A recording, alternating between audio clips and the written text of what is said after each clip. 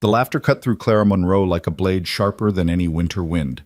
Standing on that dusty platform in Red Bluff, Montana, her carefully pressed blue dress now wrinkled from 3 days of travel, she watched the man who'd promised her forever double over in cruel amusement. "Did you really think I'd marry you?" Albert's words echoed across the station. But what Clara didn't know was that a lone cowboy was watching from the shadows, about to change everything. Stay with me, friends, and comment your city below. Let's see how far this story travels.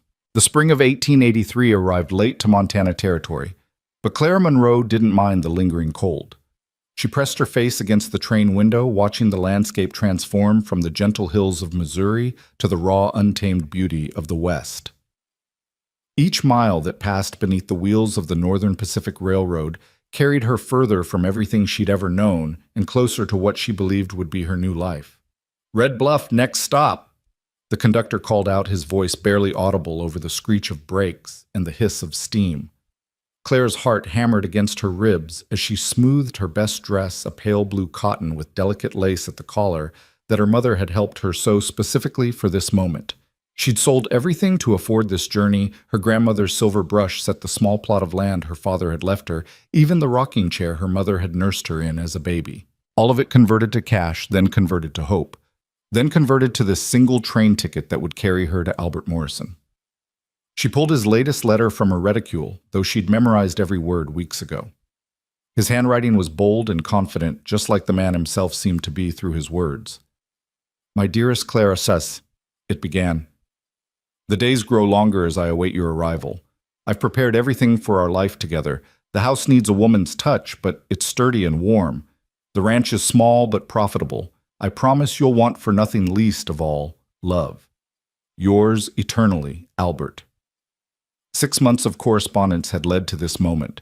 6 months since she'd answered his advertisement in the Matrimonial Times, one of dozens of lonely men seeking wives to join them in the frontier. But Albert's letters had stood apart. He wrote of poetry and sunsets of dreams bigger than the Montana sky, of a loneliness that echoed her own. The train lurched to a stop, and Clara's reflection caught in the window.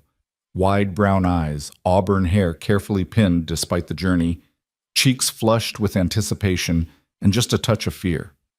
At 26, she was considered well past marrying age back in Independence, Missouri. The war between the states had taken so many young men, including her fiancé Thomas, who died at Gettysburg before they could wed. She'd spent the following years caring for her ailing mother, watching her friends marry the few men who returned until she was left alone with nothing but a quiet house and quieter prospects. "Ma'am," the porter appeared beside her.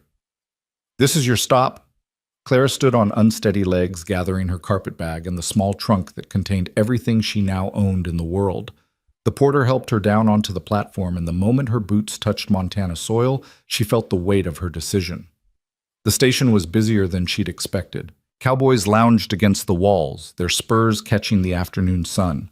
Merchants loaded wagons with supplies. Women in calico dresses hurried past with baskets on their arms. And there, standing near the station house, was a group of well-dressed men, all seeming to wait for something or someone. Clara's eyes searched for Albert. He'd promised to wear a red kerchief so she'd recognize him, though he'd sent a small photograph that she kept pressed against her heart. She spotted the red fabric immediately worn by a tall man with sandy hair and a confident stance. Her breath caught. He was even more handsome than his photograph suggested. She took a step forward, then another, her heart singing despite her nervousness. This was it, the moment her new life would begin. But as she approached, she noticed something odd. The men around Albert were nudging each other, exchanging glances, some trying to suppress smiles. "Albert?" she called softly when she was close enough. He turned, and his blue eyes swept over her from head to toe. For a moment, his expression was unreadable. Then, incredibly, his mouth twisted into a smirk. "Well, well," he said loudly, addressing his companions more than her. "She actually came." The words hit Clara like cold water, but she pressed forward, confusion clouding her features. "Of course I came. We're to be married. You sent for me." And that's when it happened, the laughter. It started with Albert, a low chuckle that built into full-throated guffaws. His friends joined in, their amusement echoing across the platform. Other travelers turned to stare, and Clara felt heat rise to her cheeks. though she didn't yet understand the joke. Married, Albert wheezed between laughs. To you. Oh, that's rich. That's truly rich. I don't understand, Clara whispered, her voice barely audible above their mirth. Your letters. You said you loved me. You said you'd prepared a home. The letters. One of Albert's friends, a portly man with a waxed mustache, slapped his knee. Tell her about the letters, Morrison. Albert wiped tears from his eyes, his handsome face twisted with cruel amusement.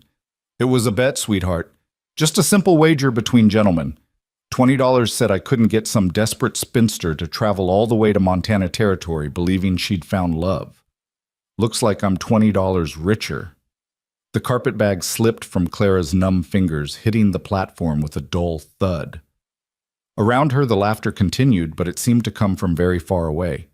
She was vaguely aware of other sounds, a woman gasping in sympathy, someone muttering about shameful behavior, but mostly she heard the rushing of blood in her ears and the sound of her own heart breaking. You wrote those letters as a joke. Her voice came out strange and hollow. Well, not all of them, Albert admitted with mock thoughtfulness. The first few, certainly. But then Tom here, he gestured to the mustachioed man, he wrote that beautiful one about the sunset, and Charlie contributed that bit about poetry. It was a group effort, really. We had such fun with it. But I sold everything, so Clara said, the full weight of her situation beginning to settle on her shoulders like a yoke. I have nothing left. No home to return to. No family. I sold everything because you said, I said what you wanted to hear, Albert interrupted, his voice turning cold. That's what all you marriage-minded females want, isn't it? Pretty words and promises. Well, you got them. Consider it a lesson learned.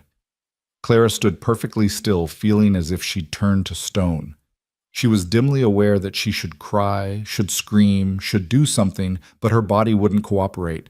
She could only stand there, the subject of sport, while the crowd grew larger and the whispers grew louder. That's enough. The voice came from behind her, deep and steady like distant thunder. Clara didn't turn, couldn't turn, but she heard boots on wood, slow and deliberate, and then a man stepped past her to stand between her and Albert's group. He was tall, though not remarkably so, with broad shoulders that suggested years of hard work rather than inherited size.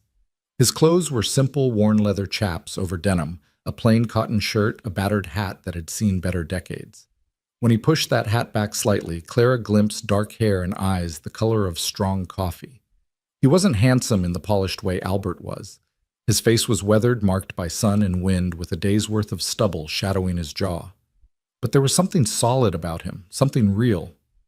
This doesn't concern you, Ro, Albert said, though some of the mirth had left his voice. Seems to me it concerns anyone with a shred of decency, the man Ro replied. His voice never rose, but there was steel beneath the quiet tone. You've had your fun. Now move along. Or what? Tom, the mustachioed friend, stepped forward. You'll defend her honor. She doesn't have any left to defend. Coming out here alone chasing after a man she's never met? He never finished the sentence. Ro's fist connected with Tom's jaw in a movement so quick Clara almost missed it. Tom crumpled to the platform, clutching his face and moaning. Anyone else want to discuss the lady's honor? Ro asked conversationally, as if he hadn't just laid a man out cold. Albert's group exchanged glances. They outnumbered Ro significantly, but something in his stance, relaxed yet ready, suggested that numbers might not matter much. Come on, Albert muttered, helping Tom to his feet. We've had our entertainment. He tipped his hat mockingly at Clara. Good luck, sweetheart. You're going to need it. They sauntered away, their laughter resuming once they'd put some distance between themselves and Ro. The crowd began to disperse as well, though Clara caught plenty of pitying looks and heard more than a few whispered comments about that poor girl and those awful men. Soon it was just Clara and the stranger standing on the platform. She still hadn't moved, couldn't seem to make her body obey her commands. The stranger Ro turned to face her, and she saw his expression soften slightly. Ma'am, he said quietly, do you have somewhere to go? The question broke whatever spell had held her frozen. Clara felt her knees buckle, and she would have fallen if Ro hadn't caught her elbow, steadying her with surprising gentleness. No, she whispered. I don't have anywhere. I don't have anything. I sold it all, everything, for this, for him, for a lie. Tears came then hot and humiliating, streaming down her cheeks as the full magnitude of her situation crashed over her. She was alone in a frontier town thousands of miles from home, though she had no home now with barely enough money for a few nights in a boarding house.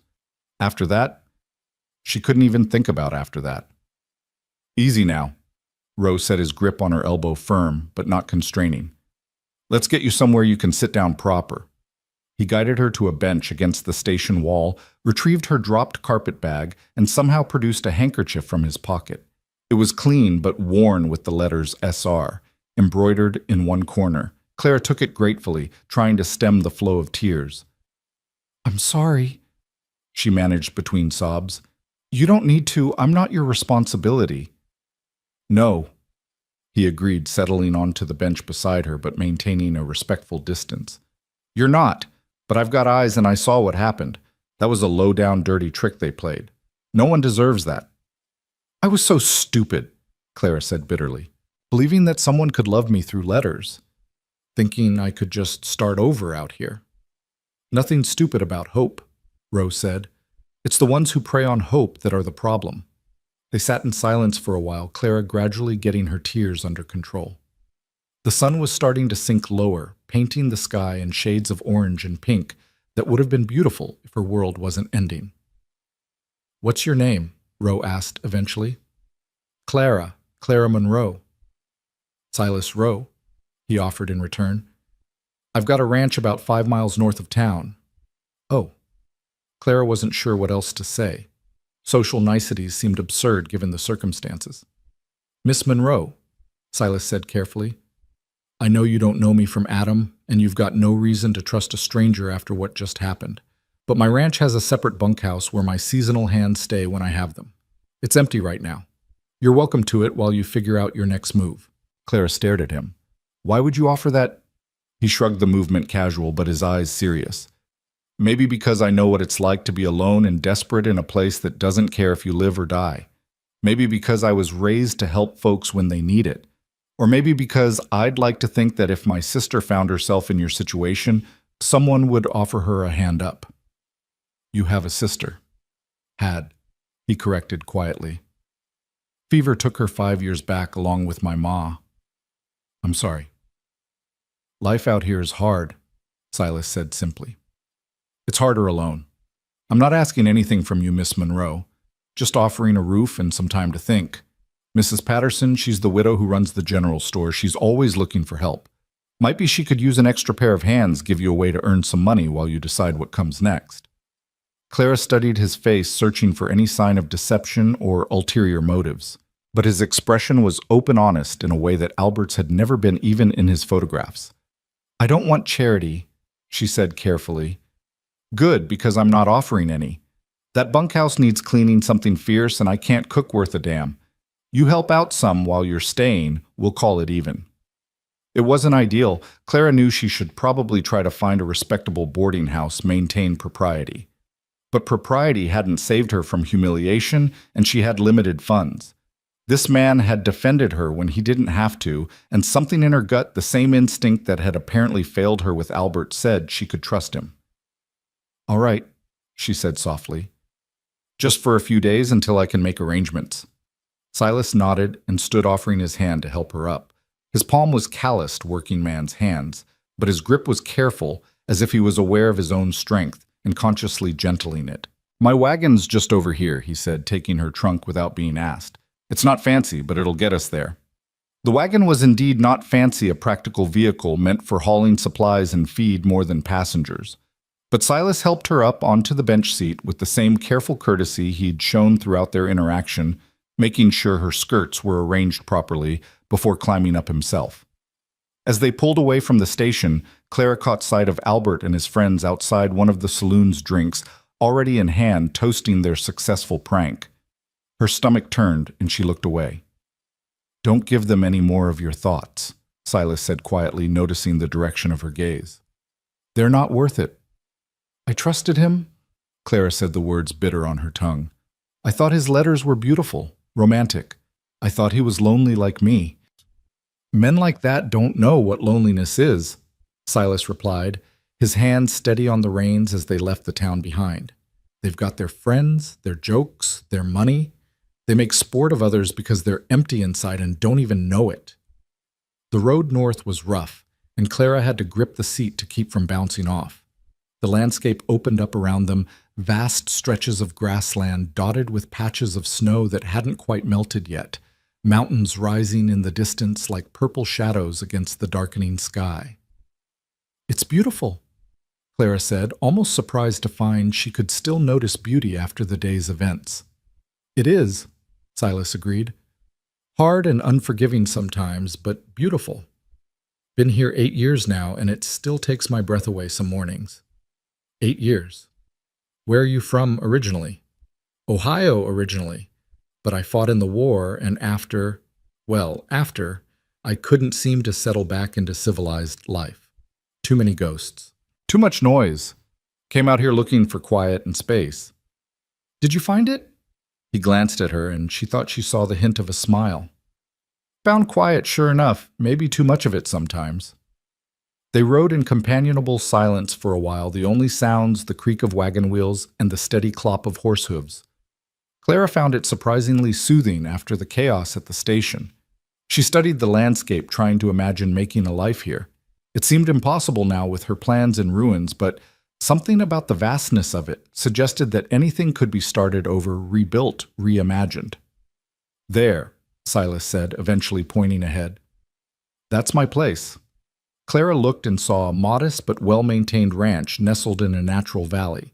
The main house was single-story built of logs with a stone chimney that was already releasing smoke into the evening air.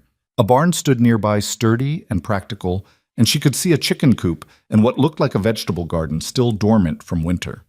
The bunkhouse Silas had mentioned sat a respectful distance from the main house, close enough for convenience but far enough for propriety. "You built all this yourself?" "Most of it," Silas confirmed. "Had some help with the barn. A man can't raise a barn alone no matter how stubborn he is." As they pulled up to the house, a dog came bounding out, a mixed breed with more enthusiasm than sense, barking joyfully at Silas's return. "That's Duke," Silas said. "He's got no manners, but he's harmless." Duke proved this by immediately trying to jump up on Clara when Silas helped her down from the wagon, his tail wagging so hard his whole back end moved with it. "Duke down," Silas commanded, and the dog reluctantly obeyed, though he continued to vibrate with excitement.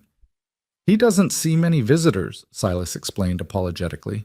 He led her to the bunkhouse first, lighting a lantern he pulled from the wagon. The space was indeed dusty, but surprisingly well appointed. 2 sets of bunk beds, a small table with chairs, a pot-bellied stove for heat, and even a shelf with a few books. "It's not much," Silas said, seeming suddenly self-conscious, "but it's warm and dry. There's a pump out back for water, and the outhouse is that way." He gestured vaguely. "I'll bring some firewood over, get the stove going." "It's perfect," Clara said, meaning it. After expecting to spend her first night in Montana as a new bride, even this simple shelter felt like an unexpected grace. "Thank you, Mr. Rowe. I don't know how to repay your kindness." "No repayment needed," he said firmly. "And call me Silas. We don't stand much on formality out here." He left to get the firewood, and Clara sat on one of the lower bunks, finally allowing herself to truly feel the exhaustion of the day. She'd woken that morning in a hotel in Billings, full of anticipation for her new life. Now she was a charity case dependent on the kindness of a stranger with no clear path forward. But as Silas returned and efficiently built a fire in the stove, as warmth began to spread through the small space, as Duke curled up on the floor near her feet, as if they'd been friends forever, Clara felt something she hadn't expected, a tiny spark of hope. Not the grand romantic hope she'd carried on the train, but something smaller and perhaps more real. "There's some beans and cornbread from last night in the main house," Silas said once the fire was established. "Nothing fancy, but you're welcome to it." Clara's stomach growled, reminding her that she hadn't eaten since breakfast. "That sounds wonderful." The main house was much like Silas himself, plain but solid, everything functional and well-maintained. The furniture was handmade but skillfully done, the floors swept clean, dishes washed and stacked neatly. But there were no curtains on the windows, No tablecloth on the table, no pictures on the walls. It was a house that served its purpose, but had never been a home. Silas heated the beans and sliced the cornbread, his movements efficient in the familiar space. Clara sat at the table, watching him work and trying to reconcile this quiet, kind man with the violence she'd seen him capable of at the station. "You hit that man," she said suddenly. Silas paused in his stirring. "I did." "Why?" He turned to look at her, his expression thoughtful. "My pa taught me never to raise a hand in anger, but he also taught me that sometimes a man needs to be reminded that his actions have consequences. Tom had that reminder coming." "You could have been hurt. There were 5 of them." Silas shrugged and returned to the beans. "Maybe. But they're town men, soft. They might have taken me eventually, but it would have cost them, and they knew it. Men like that don't like paying costs." He set a plate in front of her, the beans steaming, the cornbread golden, even though it was a day old. Clara took a bite and nearly moaned. After the emotion of the day, even this simple food tasted like a feast. "This is delicious," she said. "You're either being kind or you're hungrier than you know." Silas replied, but she caught a pleased look on his face. They ate in silence for a few minutes before Clara asked, "Why do you live out here alone?" "A successful ranch, your own land, surely you could find a wife if you wanted one." Silas was quiet for so long she thought he wouldn't answer. Then he said, "Had a fiancée once. Back in Ohio before the war. Sweet girl named Margaret. Told her I'd marry her when I got back." He paused. "But the man who came back wasn't the one who'd left. I'd seen too much done too much. I couldn't saddle her with what I'd become. So I left. Came here. Built this place. Do you regret it?" "Some days," he admitted. "But Margaret married a shopkeeper 2 years after I left. Has 3 children now. She got the life she deserved with a whole man instead of whatever pieces the war left of me." Clara reached across the table impulsively, touching his hand briefly. "You seem pretty whole to me." He looked at their hands, hers small and pale, his large and tanned, then gently pulled away. "You've had a long day, Miss Clara. Best get some rest." She knew a dismissal when she heard one, but it was gently done. She rose, taking her plate to the basin like she'd seen him do. "Leave it," he said. "I'll take care of it." "I don't want to—" "Tomorrow, he interrupted softly. "Tomorrow you can start earning your keep if that's what you need. Tonight just rest." Clara nodded suddenly, feeling every mile of her journey, every tear she'd shed, every shattered dream weighing on her shoulders. "Good night, Silas, and thank you for everything." "Good night, Miss Clara." She made her way back to the bunkhouse, Duke trailing behind her until Silas called him back. The fire in the stove had warmed the small space nicely, and someone Silas obviously had left a bucket of fresh water by the door while they ate. Clara sat on the bunk and finally allowed herself to think about her situation. She was ruined by any societal standard. An unmarried woman who'd traveled across the country to meet a man now living on his property, even in the separate bunkhouse, even with nothing improper happening, her reputation was destroyed. Not that it mattered much. She had no family to shame, no home to return to. She pulled out the packet of Albert's letters from her bag, intending to burn them in the stove. But something made her hesitate. She opened one at random, reading the flowing script that had once made her heart race. "My darling Clara, I dreamt of you last night. We were walking through a field of wildflowers, your hand in mine, your laughter like music. I wake each morning hoping this will be the day you arrive, the day my real life begins." Now knowing the truth, she could see the mockery in every word. How they must have laughed, Albert and his friends, thinking up romantic phrases, each trying to outdo the other in flowery sentiment. How pathetic she must have seemed responding with her own earnest letters, pouring out her heart to men who saw her as nothing but a joke. She fed the letters to the stove one by one, watching Albert's lies turn to ash. With each letter that burned, she felt something inside her harden. She'd been a fool, yes, but she wouldn't be one again. Trust was a luxury she could no longer afford. The last letter was the first one she'd received, the one that had started it all. She almost threw it in with the others, but stopped. This one she'd keep. She decided, a reminder of the cost of believing in fairy tales. Outside, she heard the low murmur of Silas's voice, probably talking to Duke. The sound was oddly comforting. He'd asked nothing of her, expected nothing, just offered help when she desperately needed it. But Clara knew better now than to mistake kindness for anything more. She'd learned that lesson at the train station, learned it hard and public and painful. She prepared for bed, washing her face with the cold water, changing into her nightgown behind the blanket she'd hung for privacy, even though she was alone. The bunk was surprisingly comfortable, the blankets clean, if rough. As she lay there listening to the unfamiliar sounds of the Montana night wind through grass, the distant howl of something wild, the settling of the building around her, Clara made herself a promise. She would survive this. She would find work, save money. Maybe eventually make it to California or Oregon, somewhere she could start over properly. She would be practical, sensible, all the things she should have been before. But even as she made these resolutions, even as she built walls around her broken heart, she couldn't quite forget the gentle way Silas had helped her from the wagon, the quiet anger in his voice when he'd confronted Albert, the simple kindness of beans and cornbread offered without expectation. Stop it, she told herself firmly. That kind of thinking was what got her here in the first place. Silas Rowe was a good man, clearly, but that didn't mean anything beyond a temporary roof over her head. She wouldn't mistake basic human decency for something more. Not again.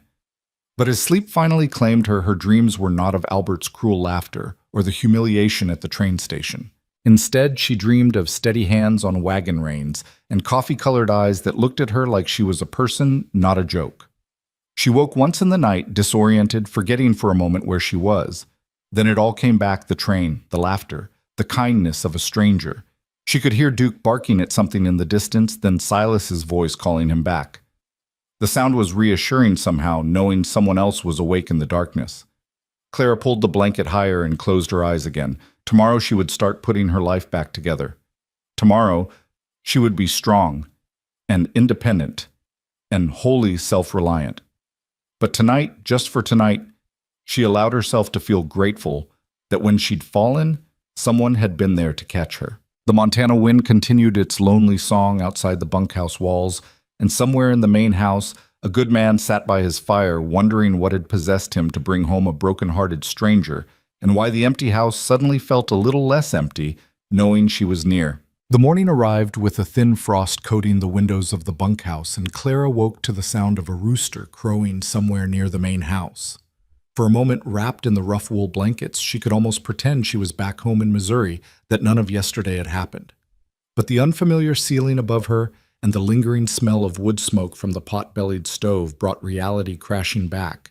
She dressed quickly in the cold air, choosing her second-best dress, a practical brown wool that wouldn't show dirt easily. Her best dress, the blue one she'd worn yesterday, hung on a nail, still carrying the dust of her humiliation. She couldn't bear to look at it. When she stepped outside, the morning sun was just beginning to paint the mountains gold, and the air was so crisp it made her lungs ache. Silas was already at work. She could see him moving around inside the barn, and Duke came running the moment he spotted her tail wagging enthusiastically. "Good morning to you too, Saint," she said, scratching behind his ears, grateful for the uncomplicated affection. Silas emerged from the barn carrying a bucket of fresh milk, and Clara was struck again by how different he was from Albert. Where Albert had been polished and deliberately charming, Silas seemed unconscious of himself, moving with the easy confidence of a man comfortable in his own skin and his own land. "Morning," he said simply. "Sleep all right?" "Yes, thank you. The bunkhouse is very comfortable. There's coffee on the stove and biscuits from this morning. Help yourself." Clara followed him into the house, where indeed coffee bubbled on the stove and a plate of biscuits sat on the table still warm. She poured herself a cup and wrapped her hands around it, savoring the warmth. "I thought I might go into town today," she said carefully. "Speak to Mrs. Patterson about work." Silas nodded, buttering a biscuit. "Smart thinking. Martha Patterson's good people. She'll treat you fair." He paused, then added, "Though you might want to wait a day or two. Let the dust settle from yesterday." Clara felt heat rise to her cheeks. Of course, everyone in town would know by now. The story of the foolish spinster who'd traveled across the country for a fake proposal would be the talk of every household, every saloon, every street corner. "They'll have moved on to something else soon enough," Silas said, reading her expression. "Town that size, there's always new gossip. Besides, Martha's not one to judge. She came out here as a mail-order bride herself 20 years ago. Worked out well for her until Patterson died of pneumonia 2 winters back. Oh, Clara hadn't considered that others might have similar stories, might have taken similar risks. Tell you what, Silas continued, I need supplies from town anyway. Give it 3 days, then we'll go together. Might be easier having someone with you. The kindness of it made her throat tight. I don't want to be a burden. You're not. His tone was matter-of-fact. Now you said you'd help out to earn your keep. Can you cook? Yes, quite well, actually. My mother taught me, and I kept house for her until she passed. Good. Because I can make biscuits, beans, and coffee, and that's about the extent of it. Been living on those 3 things so long, I'd about forgotten food could taste like anything else. Despite everything, Clara found herself smiling. I'll need to know what supplies you have. He showed her the pantry, which was well stocked with basics. Flour, salt, sugar, lard, dried beans, preserved meats, canned goods. There was even a root cellar with potatoes, onions, and turnips stored from the previous fall's harvest. This is more than enough to work with, Clara said, already planning meals in her head. It felt good to have a purpose, however small. There's a garden plot out back, Silas added. Haven't had time to tend it proper, but maybe... Well, if you're still here come planting time, maybe you'd want to put something in. The unspoken question hung between them. How long would she stay? Clara didn't have an answer. She couldn't impose on his hospitality indefinitely, but she had nowhere else to go. We'll see, she said softly. Silas left her to explore the kitchen while he returned to his work. Clara tied an apron around her waist. She found it hanging on a hook, clearly unused for years, and set about familiarizing herself with the space. Everything was clean but basic, functional, but not homey. No woman's touch had blessed this kitchen in a long time, if ever. She started with something simple for the midday meal, a pot of soup using some of the dried beans and preserved pork with onions and potatoes from the root cellar. While it simmered, she mixed dough for fresh bread, finding a satisfaction in the familiar rhythm of kneading. As she worked, she found herself watching Silas through the window. He was repairing a section of fence, his movements efficient and economical. There was something almost meditative about the way he worked, completely absorbed in the task at hand. Duke lay nearby, occasionally lifting his head to check on his master's progress. When had a man last cooked for her, Clara couldn't remember. Even Thomas, her long-dead fiancé, had never done such a thing. Men didn't cook for women. It simply wasn't done. But Silas had heated those beans for her last night without a second thought, as natural as breathing. The bread was in the oven and the soup was bubbling when Silas came in for dinner lunch. She supposed they called it out here. He stopped in the doorway, sniffing appreciatively.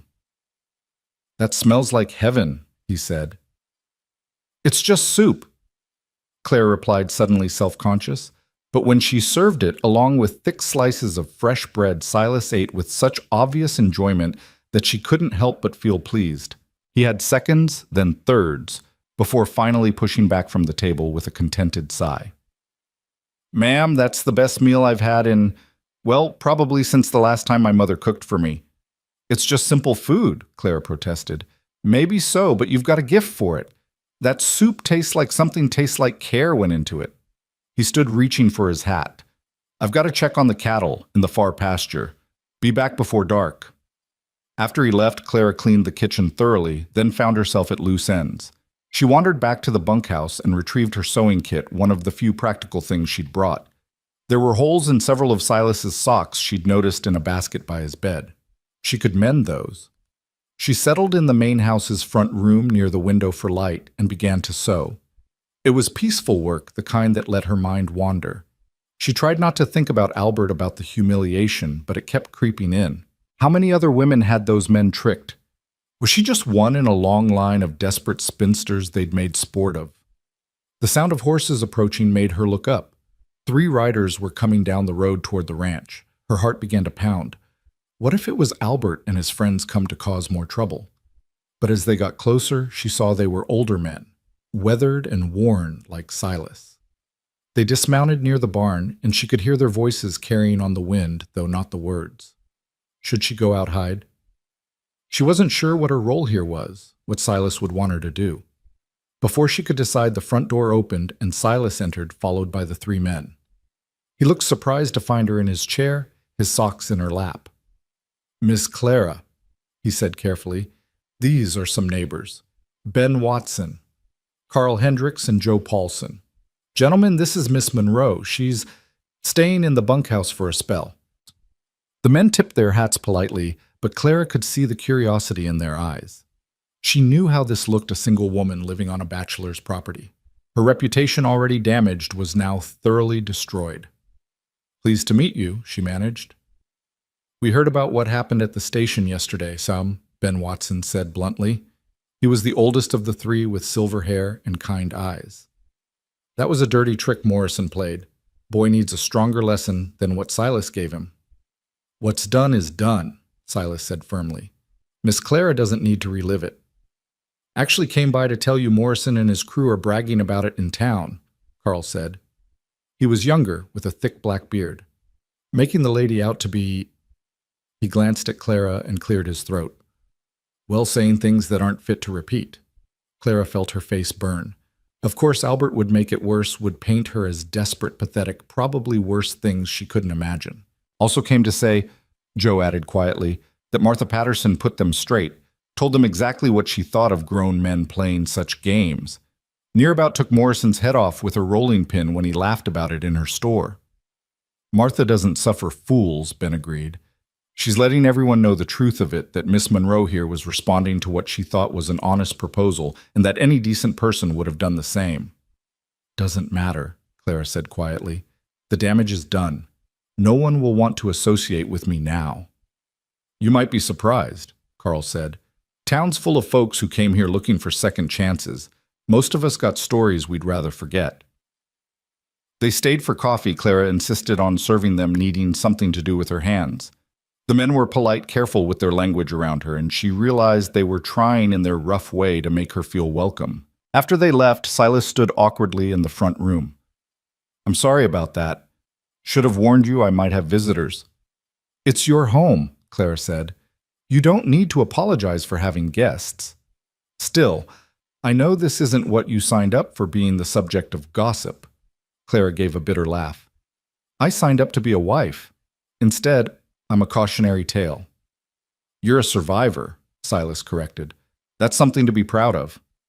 That evening, Clara made a proper dinner: fried chicken, mashed potatoes, gravy, and green beans she'd found canned in the pantry.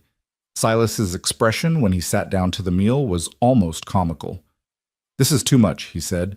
"You don't need to go to this trouble." "I like cooking," Clara admitted. "Makes me feel useful.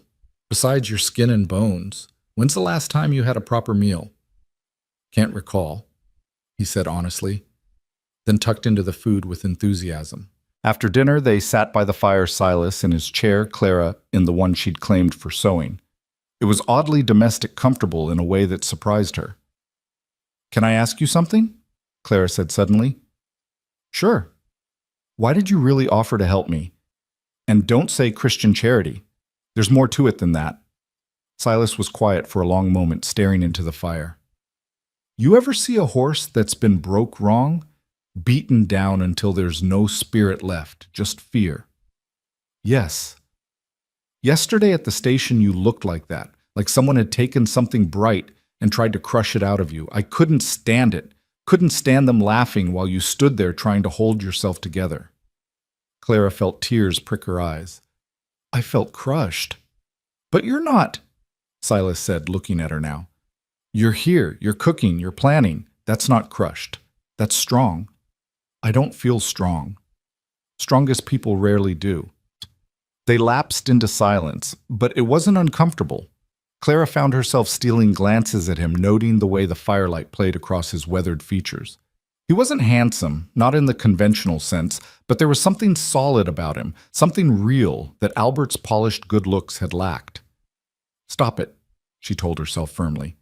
"Haven't you learned your lesson?" "I should go," she said, standing abruptly.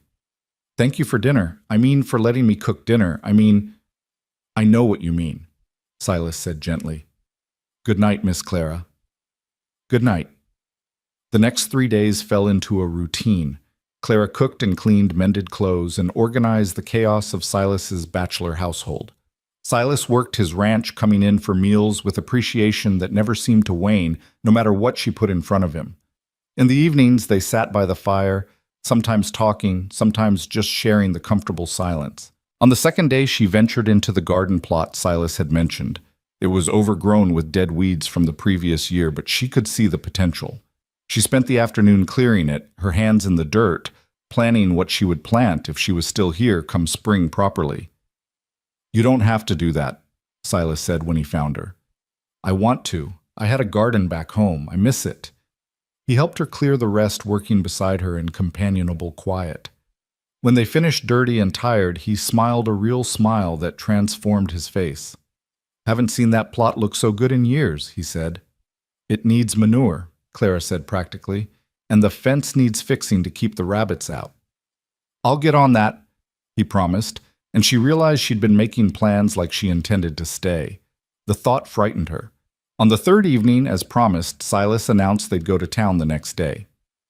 "You sure you're ready?" he asked. "No," Clara admitted, "but I can't hide forever." That night she barely slept. What would people say? How would they look at her?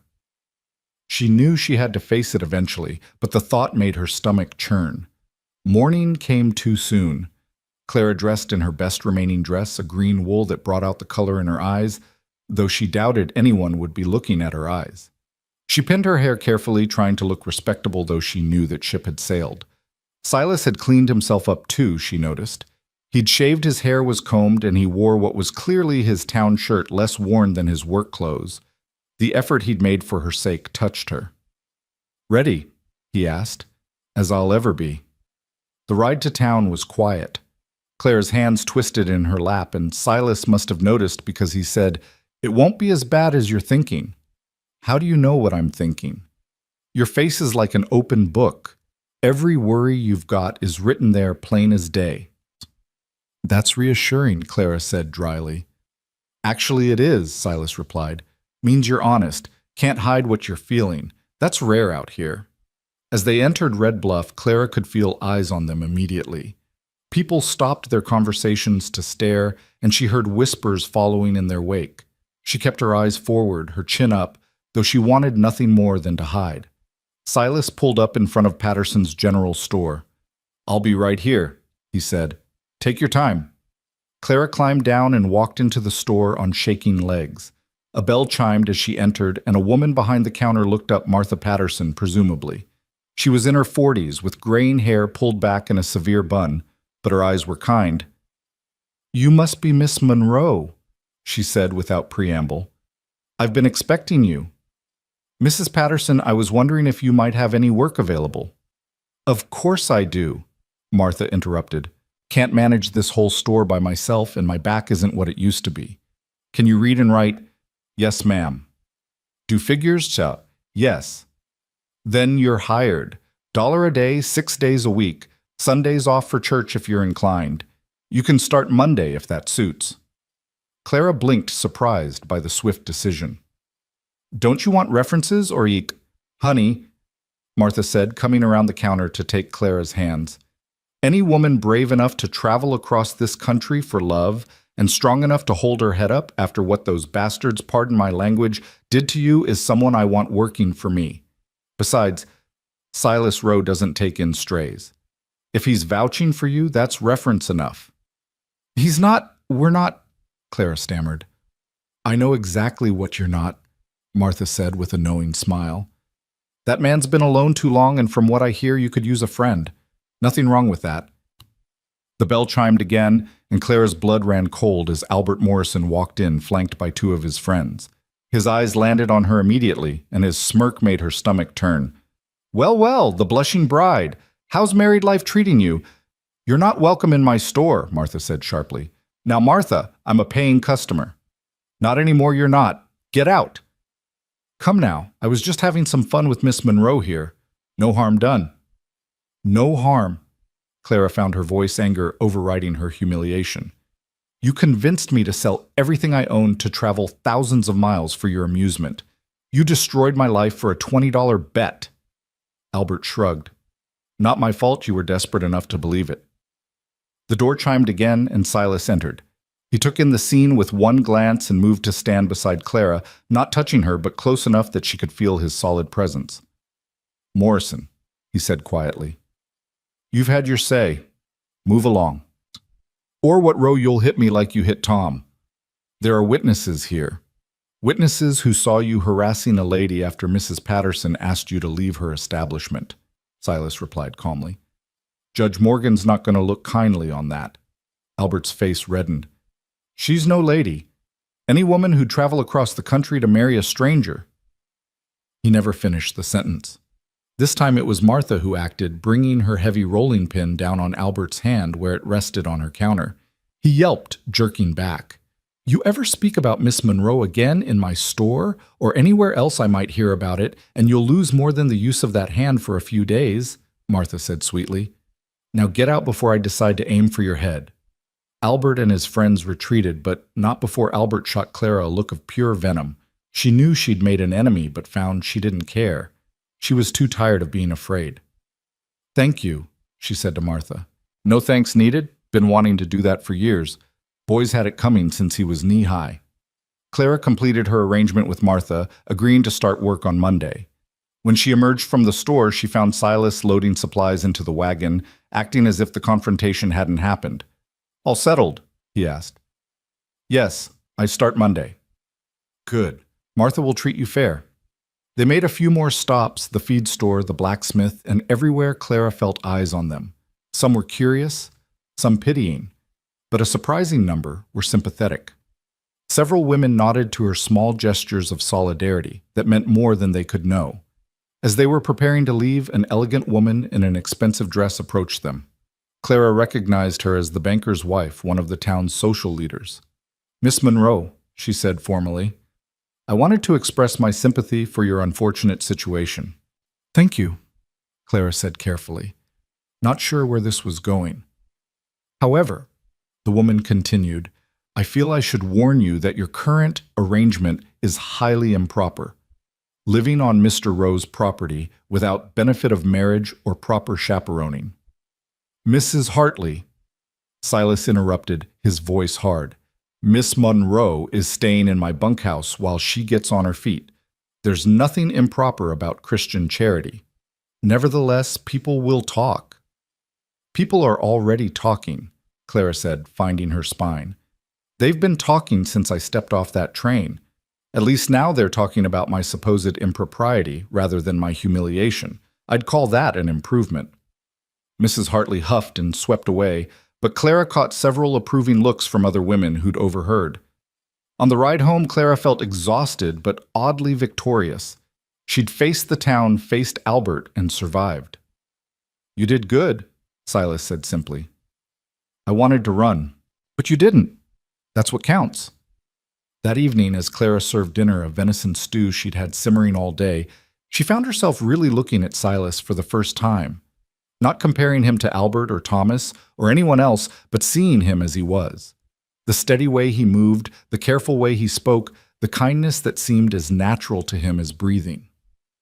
Why haven't you married? She asked suddenly, then immediately regretted it. I'm sorry, that's none of my business. It's all right, Silas said. Told you about Margaret. After that, just never found anyone who... He paused, searching for words. Never found anyone who made me want to try again. Building something with someone trusting them with everything that's not a small thing. No, Clara agreed softly. It's not. What about you? Before Albert, I mean. You mentioned someone who died in the war. Thomas.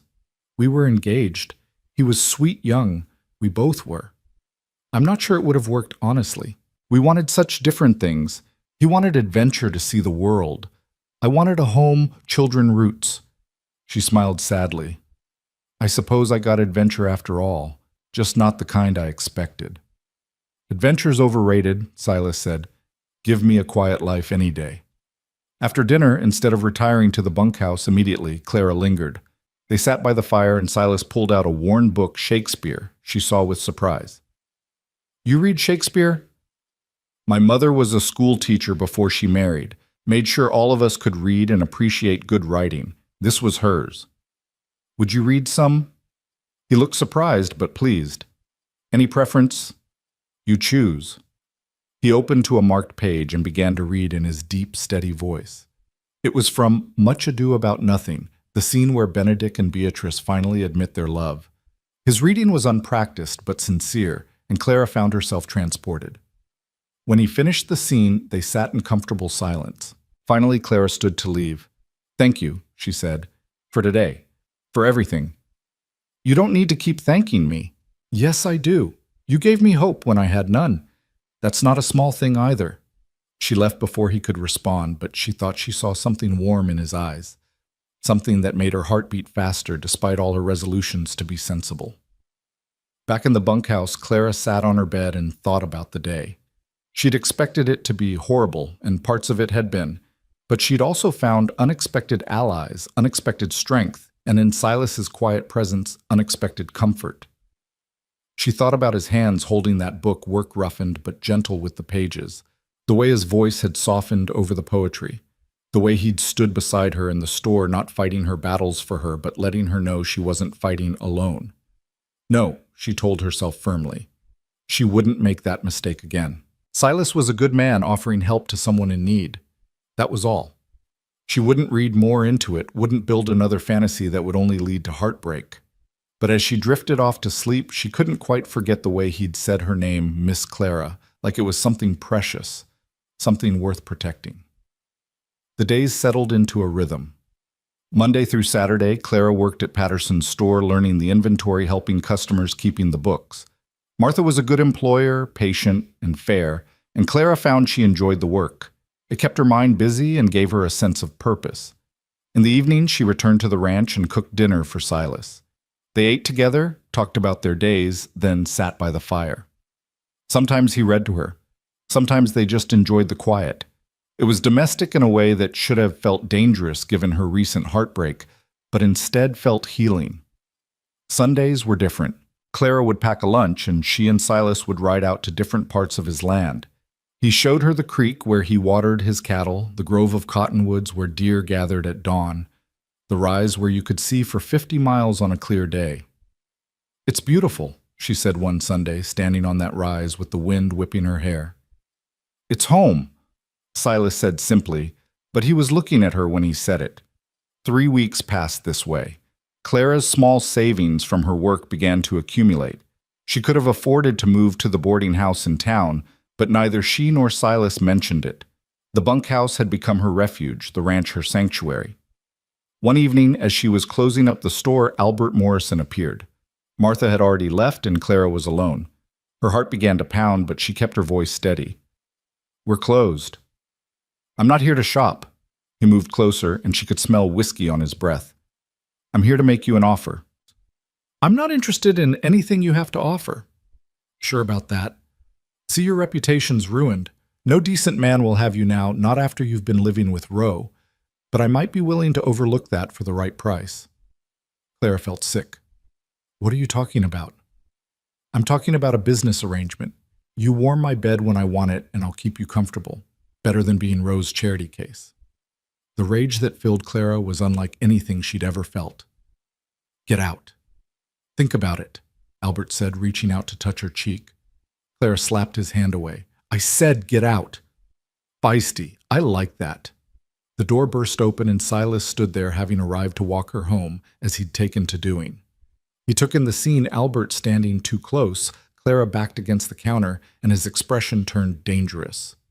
"Morrison, step away from her." "Just having a friendly chat with Miss Monroe." "Didn't look friendly from where I'm standing." Albert sneered. "What are you going to do? Roe hit me again in front of the lady." "No," Silas said calmly. "I'm going to give you one chance to leave. Then I'm going to make sure you never bother Miss Clara again." Something in his tone must have penetrated Albert's whiskey-soaked brain because he backed toward the door. "This isn't over, though," he said. "Yes, it is," Clara said, finding her voice. "If you come near me again, I'll have you arrested. Judge Morgan has a daughter. I doubt he'd look kindly on a man who propositions women in such a manner." Albert left, slamming the door behind him. Clara's legs gave out, and she would have fallen if Silas hadn't caught her. "Did he hurt you?" "No, just scared me." Silas's jaw was tight with controlled anger. He won't bother you again. How can you be sure? Because tomorrow I'm going to have a talk with Judge Morgan and Sheriff Watson and anyone else who needs to know what kind of man Albert Morrison really is. Clara looked up at him, his arms still around her, and felt something shift in her chest. This wasn't just kindness anymore. This was protection, fierce and personal. "Silas," she whispered. "Don't," he said softly, releasing her and stepping back. "Don't say anything. Not now. Not when you're scared and grateful. That's not what I want." "What do you want?" He was quiet for a long moment, then said, "I want you to be safe, happy, free to make your own choices without fear or obligation. And if I choose to stay, then you stay because you want to, not because you need to." They walked home in silence, but it was charged with unspoken words, unacknowledged feelings. Clara knew she was standing on the edge of something, but after Albert, after the humiliation and heartbreak, she was terrified to take another step. That night she lay in her bunk and thought about the differences between the two men. Albert had promised her poetry and passion in letters, but delivered cruelty and humiliation in person. Silas had promised her nothing but shelter, but had delivered safety, respect, and something that might be growing into more. The next morning, true to his word, Silas went to town early. Clara didn't know what he said to whom, but Albert Morrison left Red Bluff that very day, supposedly to visit relatives in California. The general consensus was that he'd been encouraged to make the trip and not return. "You didn't have to do that," Clara said that evening. "Yes, I did. A man like that doesn't stop unless someone makes him. Thank you. Stop thanking me for doing what any decent man would do." "But you're not just any man," Clara said softly, then caught herself. "I mean, I know what you mean," Silas said, and there was something in his eyes that made her heart race. They stood there looking at each other across the kitchen table, and Clara felt the air grow thick with possibility. But then Duke barked at something outside, breaking the spell, and the moment passed. Later, sitting by the fire while Silas read from Romeo and Juliet, a terrible choice, Clara thought, given the circumstances, she found herself studying his profile in the firelight. The strong line of his jaw, the way his brow furrowed slightly when he concentrated, the careful way he turned the fragile pages. She was falling for him. Despite all her resolutions, all her promises to herself to be sensible, she was falling for this quiet, steady man who read Shakespeare and defended her honor and looked at her like she was something precious. The thought terrified her. What if she was wrong again? What if she was mistaking kindness for something more? What if Silas was just being decent and she was building another fantasy that would leave her heartbroken? But then he looked up from the book, caught her staring, and smiled that rare, transformative smile that made him almost handsome. "You all right?" "Yes," she lied. He didn't look convinced, but didn't push. That was another thing about Silas, he never pushed. He was just there, solid and constant, as the mountains offering what he could without asking for anything in return. As spring truly arrived, the snow melting from all but the highest peaks, Clara found herself planning beyond the next day or week. She started the garden properly with Silas's help. They worked side by side, planting seeds that wouldn't bear fruit for months, an act of faith in the future. "You sure you want to put in all this work?" Silas asked. One day, watching her carefully place tomato seedlings she'd started in the kitchen window. "It's a big commitment, a garden." "I'm sure," Clara said, understanding they were talking about more than vegetables. One evening, as they sat on the porch watching the sunset paint the sky in shades of pink and gold, Clara finally asked the question that had been haunting her. "Silas, what are we doing?" He was quiet for so long she thought he wouldn't answer. Then he said, "I don't know. I just know that having you here feels right. The house feels less empty. The days feel less long." "I feel the same," Clara admitted. "But I'm scared." "Of what?" "Of being wrong again. Of mistaking kindness for love. Of building something that isn't real." Silas turned to look at her, and his expression was serious. "What we have here, friendship, partnership, whatever you want to call it, it's real. It's built on daily things, small truths, not grand gestures and pretty words. That's as real as it gets." "Is that enough?" "It's more than most folks have," he said. But if you're asking if there's more, he stopped, running a hand through his hair in frustration. I'm no good at this. I don't have pretty words like Morrison did. I don't want pretty words, Clara said urgently. They were all lies anyway. Then what do you want? Clara thought about it, really thought about it. Truth, steadiness, someone who will be there in the morning and the morning after that and all the mornings to come. I can offer you that, Silas said quietly. If you want it. They sat in silence as the sky darkened and the first stars appeared. Finally, Clara reached over and took his hand. His fingers were calloused working hands, but they held hers gently. I'm not ready, she said. Not yet. I need time to trust again to believe that this is real. Take all the time you need, Silas said. I'm not going anywhere. And Clara believed him, not because of pretty words or grand promises, but because of the steady pressure of his hand in hers, the patient way he waited for her to be ready, the quiet certainty in his voice. As they sat there, hands linked, watching the stars emerge one by one, Clara felt something she hadn't felt since stepping off that train hope. Not the desperate, grasping hope that had brought her to Montana, but something quieter, stronger, built on a foundation of daily kindnesses and small truths. The weeks that followed their conversation on the porch passed with a sweet tension, like the air before a summer storm. Clara continued working at Patterson's store, where Martha watched her with knowing eyes and made occasional comments about how some men were worth the wait. Silas maintained his respectful distance, never pressing, never assuming, but his eyes followed her when he thought she wasn't looking, and his face lit up each evening when she returned from town. The garden began to flourish under Clara's care, tiny green shoots pushing through the dark soil with a determination that reminded her of herself. She found herself telling the plants about her day as she weeded and watered a habit from her childhood that she'd thought lost forever. You're talking to the tomatoes again, Silas observed one evening coming up behind her as she knelt in the dirt. Clara flushed. My mother always said plants grow better when you talk to them. Makes sense, Silas said, crouching beside her. Everything grows better with attention and care. Their eyes met, and Clara knew he wasn't talking about plants. The moment stretched between them, full of possibility, but then Duke came barreling through the garden chasing after a rabbit, and they both laughed as Clara tried to save her seedlings from his enthusiastic pursuit. It was these moments that were slowly healing her heart, not grand gestures or passionate declarations, but the simple domesticity of shared laughter, comfortable silences, and the steady presence of a man who asked for nothing while offering everything. One afternoon in late May, Clara was working in the store when a woman she didn't recognize entered. She was young, perhaps 22, with golden hair and a pretty face that would have been beautiful if not for the bruise darkening her left cheek. Can I help you? Clara asked gently. The woman glanced around nervously. I'm looking for work. Any kind of work. I can clean, cook, sew. I'm not the owner, Clara said, but Mrs. Patterson will be back soon. You're welcome to wait.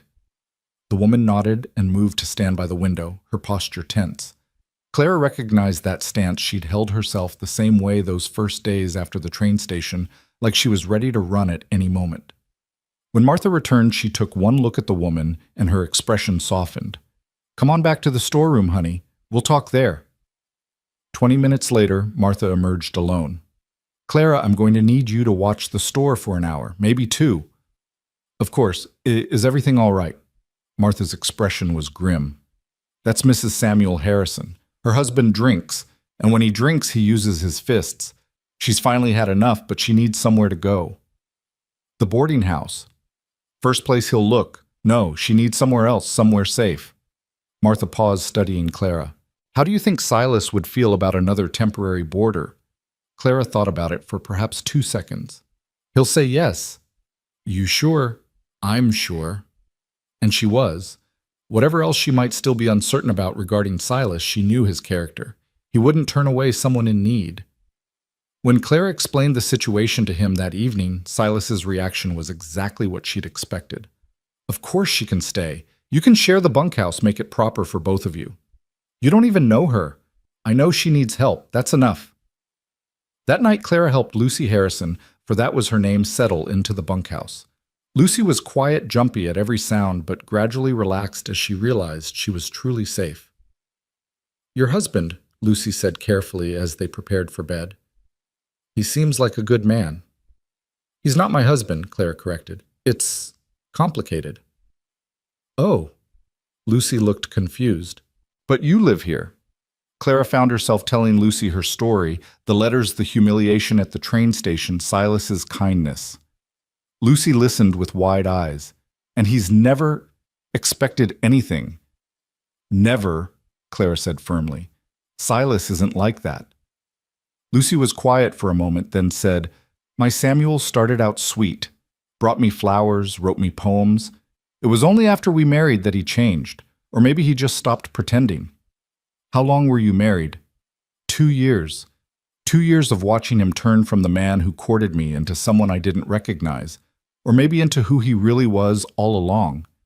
Clara thought about Albert's cruel laughter, how different it had been from his romantic letters. Then she thought about Silas, consistent and steady, the same man whether he was reading Shakespeare by the fire or mucking out the barn. Some men are exactly who they appear to be, Clara said, surprising herself with the certainty in her voice. The next morning, Samuel Harrison came looking for his wife.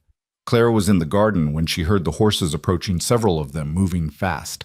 Her blood ran cold when she recognized the type of men riding with Harrison, the same rough crowd that had sometimes associated with Albert. Silas emerged from the barn, rifle in hand, but held casually, not quite threatening, but ready. Harrison, he said calmly, what brings you out here? I'm looking for my wife, Samuel said. He was a big man, handsome in a rough way, with the telltale redness of a drinking man. Heard she might have come this way. Haven't seen her, Silas said. Samuel's eyes narrowed. Mind if we look around? I do mind, actually. This is private property. Now, see here, Ro. No, you see here. Silas interrupted, his voice still calm but with steel underneath. You're on my land without invitation. I've asked you to leave. The polite thing would be to do so. One of Samuel's companions, a rat-faced man Clara didn't recognize, spoke up. There's 5 of us, and one of you Ro. That's true, Silas acknowledged. Of course, I'm the one who knows every rock and tree on this land. I'm the one who survived 3 years of war. And I'm the one holding the rifle. He smiled, but it wasn't a pleasant expression. Your choice, gentlemen. The silence stretched taut. From her position in the garden, Clara could see Lucy watching from the bunkhouse window, her face pale with fear. Finally, Samuel spat on the ground. This isn't over, Ro. It is if you're smart, Silas replied. Your wife left you Harrison. Any man worth his salt would ask himself why instead of trying to drag her back. Samuel's face turned purple with rage, but one of his companions grabbed his arm. Come on, Sam. She'll turn up eventually. They rode off, but Clara knew Silas was right. It wasn't over. Men like Samuel Harrison didn't give up easily, especially when their pride was wounded. That evening, as they all sat down to dinner, Clara, Silas, and Lucy. The atmosphere was tense. I should leave, Lucy said quietly. I'm bringing trouble to your door. Trouble was already at my door the day Clara stepped off that train, Silas said. Seems like this ranch has become a place for folks needing a fresh start. I'm all right with that. But Samuel Harrison is a coward who beats women, Silas said bluntly. I've faced worse than him. After dinner, Lucy retired early to the bunkhouse, emotionally exhausted. Clara stayed to help Silas with the dishes, working beside him in comfortable familiarity. You were brave today, she said. Just practical. Men like Harrison are all bluster. Stand up to them once firm-like, and they usually back down. And if they don't? Silas's hand stilled in the soapy water. Then I protect what's mine. The way he said it, the way his eyes met hers, made Clara's breath catch. Silas, I know you're not ready, he said quickly. I'm not trying to push, but you should know. You should know that I consider you under my protection. You and Lucy both, but especially you. Clara's heart was pounding. Why especially me? He dried his hands slowly, seeming to gather his thoughts. Because from the moment I saw you on that platform, trying so hard to hold yourself together while those bastards laughed, I knew I'd do anything to keep you from hurting like that again. Because every evening, when you come home from town, the whole house feels brighter. Because when you're working in that garden, talking to those plants, you look happy. And your happiness has become important to me, more important than maybe it should be. Clara felt tears prick her eyes. Silas, Don't say anything, he interrupted gently. Not yet. Just know that I'll wait. However long it takes for you to trust again to believe that what we have is real. I'll wait. Clara did something then that surprised them both. She rose up on her tiptoes and kissed his cheek, a brief, soft touch that left them both breathless. Thank you, she whispered, and fled to the bunkhouse before either of them could say anything more. Lucy was sitting up in bed, mending one of her few dresses by lamplight. Are you all right? She asked, noting Clara's flushed face. I don't know, Clara admitted, sinking onto her own bunk. I think I'm falling in love with him. That's wonderful, isn't it? Is it? The last time I thought I was in love, it was with words on paper that turned out to be lies. How do I know this is real? Lucy set aside her sewing. My Samuel was all words and promises. He could talk pretty when he wanted something, but when things got hard, when the crops failed or money was tight, his true nature showed. Your Silas? He's been tested, hasn't he? You've seen him when things are difficult. Clara thought about it. She'd seen Silas deal with Albert's cruelty, Samuel's threats, the daily challenges of ranch life. He'd been consistent throughout, steady, kind, protective, without being possessive. Yes, she said slowly. I have. And he's been the same man throughout. Yes. Then maybe that's your answer. Not the pretty words, but the consistent actions. The next few days passed quietly. Samuel Harrison didn't return, though everyone remained watchful. Lucy began to relax, incrementally helping Clara in the garden and around the house. She was a good worker and pleasant company, though occasionally Clara would catch her staring off into the distance with such sadness it made her heart ache. One afternoon, Clara returned from town to find Silas and Lucy in the yard, Silas teaching her how to shoot his old revolver. Every woman out here should know how to protect herself, he was saying as Clara approached.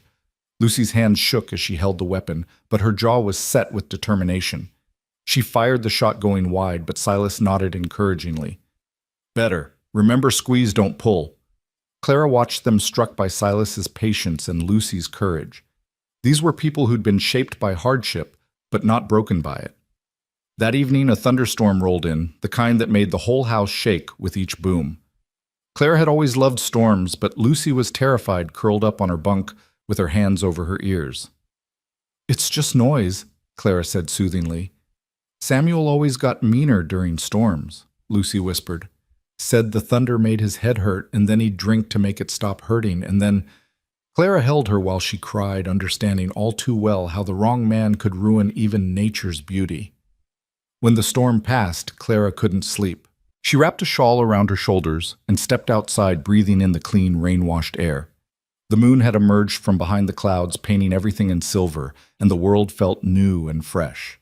She heard the porch door of the main house open and wasn't surprised to see Silas step out. He'd probably been unable to sleep too, though, for different reasons. They stood there 20 feet apart, looking at each other in the moonlight. Then, as if pulled by an invisible string, Clara found herself walking toward him. Couldn't sleep, he asked softly when she was close enough. The storm woke me. You, same. They stood side by side, not quite touching, looking out at the rain-silvered landscape. It's beautiful, Clara said. It is, Silas agreed, but when she glanced at him, he was looking at her, not the view. Silas, she said, her voice barely above a whisper. Clara. They turned toward each other, and Clara saw everything in his eyes, the longing, the patience, the love he hadn't yet put into words. She reached up her hand, trembling slightly, and touched his face. His skin was rough with stubble, warm despite the cool night air. I'm scared, she admitted. I know, he said, covering her hand with his. But I'm not Albert Morrison. I'm not going anywhere. What you see is what I am, a simple rancher who reads Shakespeare and can't cook worth a damn, and who thinks you're the finest woman he's ever met. I'm not fine, Clara protested. I'm damaged and suspicious, and… You're surviving, Silas corrected. You're brave and kind, and you make the best cornbread I've ever tasted. You brought life back to this place, Clara. To me. Clara felt tears sliding down her cheeks. I don't know how to trust again. Then don't, Silas said simply. Don't trust. Just be. Be here with me, day by day. Let time show you what words can't prove. He was right, Clara realized. Trust couldn't be forced or rushed. It had to be built slowly, carefully, one day at a time. All right, she whispered. All right. I'll be here, day by day. We'll see what grows. Silas smiled that transformative smile that made her heart skip. Like your garden. Like my garden, Clara agreed. They stood there for a while longer, hands linked, watching the clouds race across the moon. It wasn't a declaration of love or a promise of forever. It was something smaller and therefore larger in agreement to try to be patient to let something real grow between them without forcing it. When Clara finally returned to the bunkhouse, Lucy was awake. Is everything all right? Lucy asked. I think so, Clara said. I think maybe it finally is. The next morning brought unexpected visitors. Clara was hanging laundry when she saw a buggy approaching, driven by a well-dressed older couple she didn't recognize. Behind them rode Judge Morgan and Sheriff Watson. Silas emerged from the barn, wiping his hands on his pants. Judge, Sheriff, what brings you out here? Judge Morgan, a distinguished man with silver hair and sharp eyes, climbed down from his horse. We need to speak with Mrs. Harrison. Lucy appeared in the doorway of the bunkhouse, her face pale. Has something happened to Samuel? In a manner of speaking, the judge said. He was arrested last night for killing a man in a bar fight, beat him to death with his bare hands over a card game. Lucy's knees buckled and Clara rushed to support her.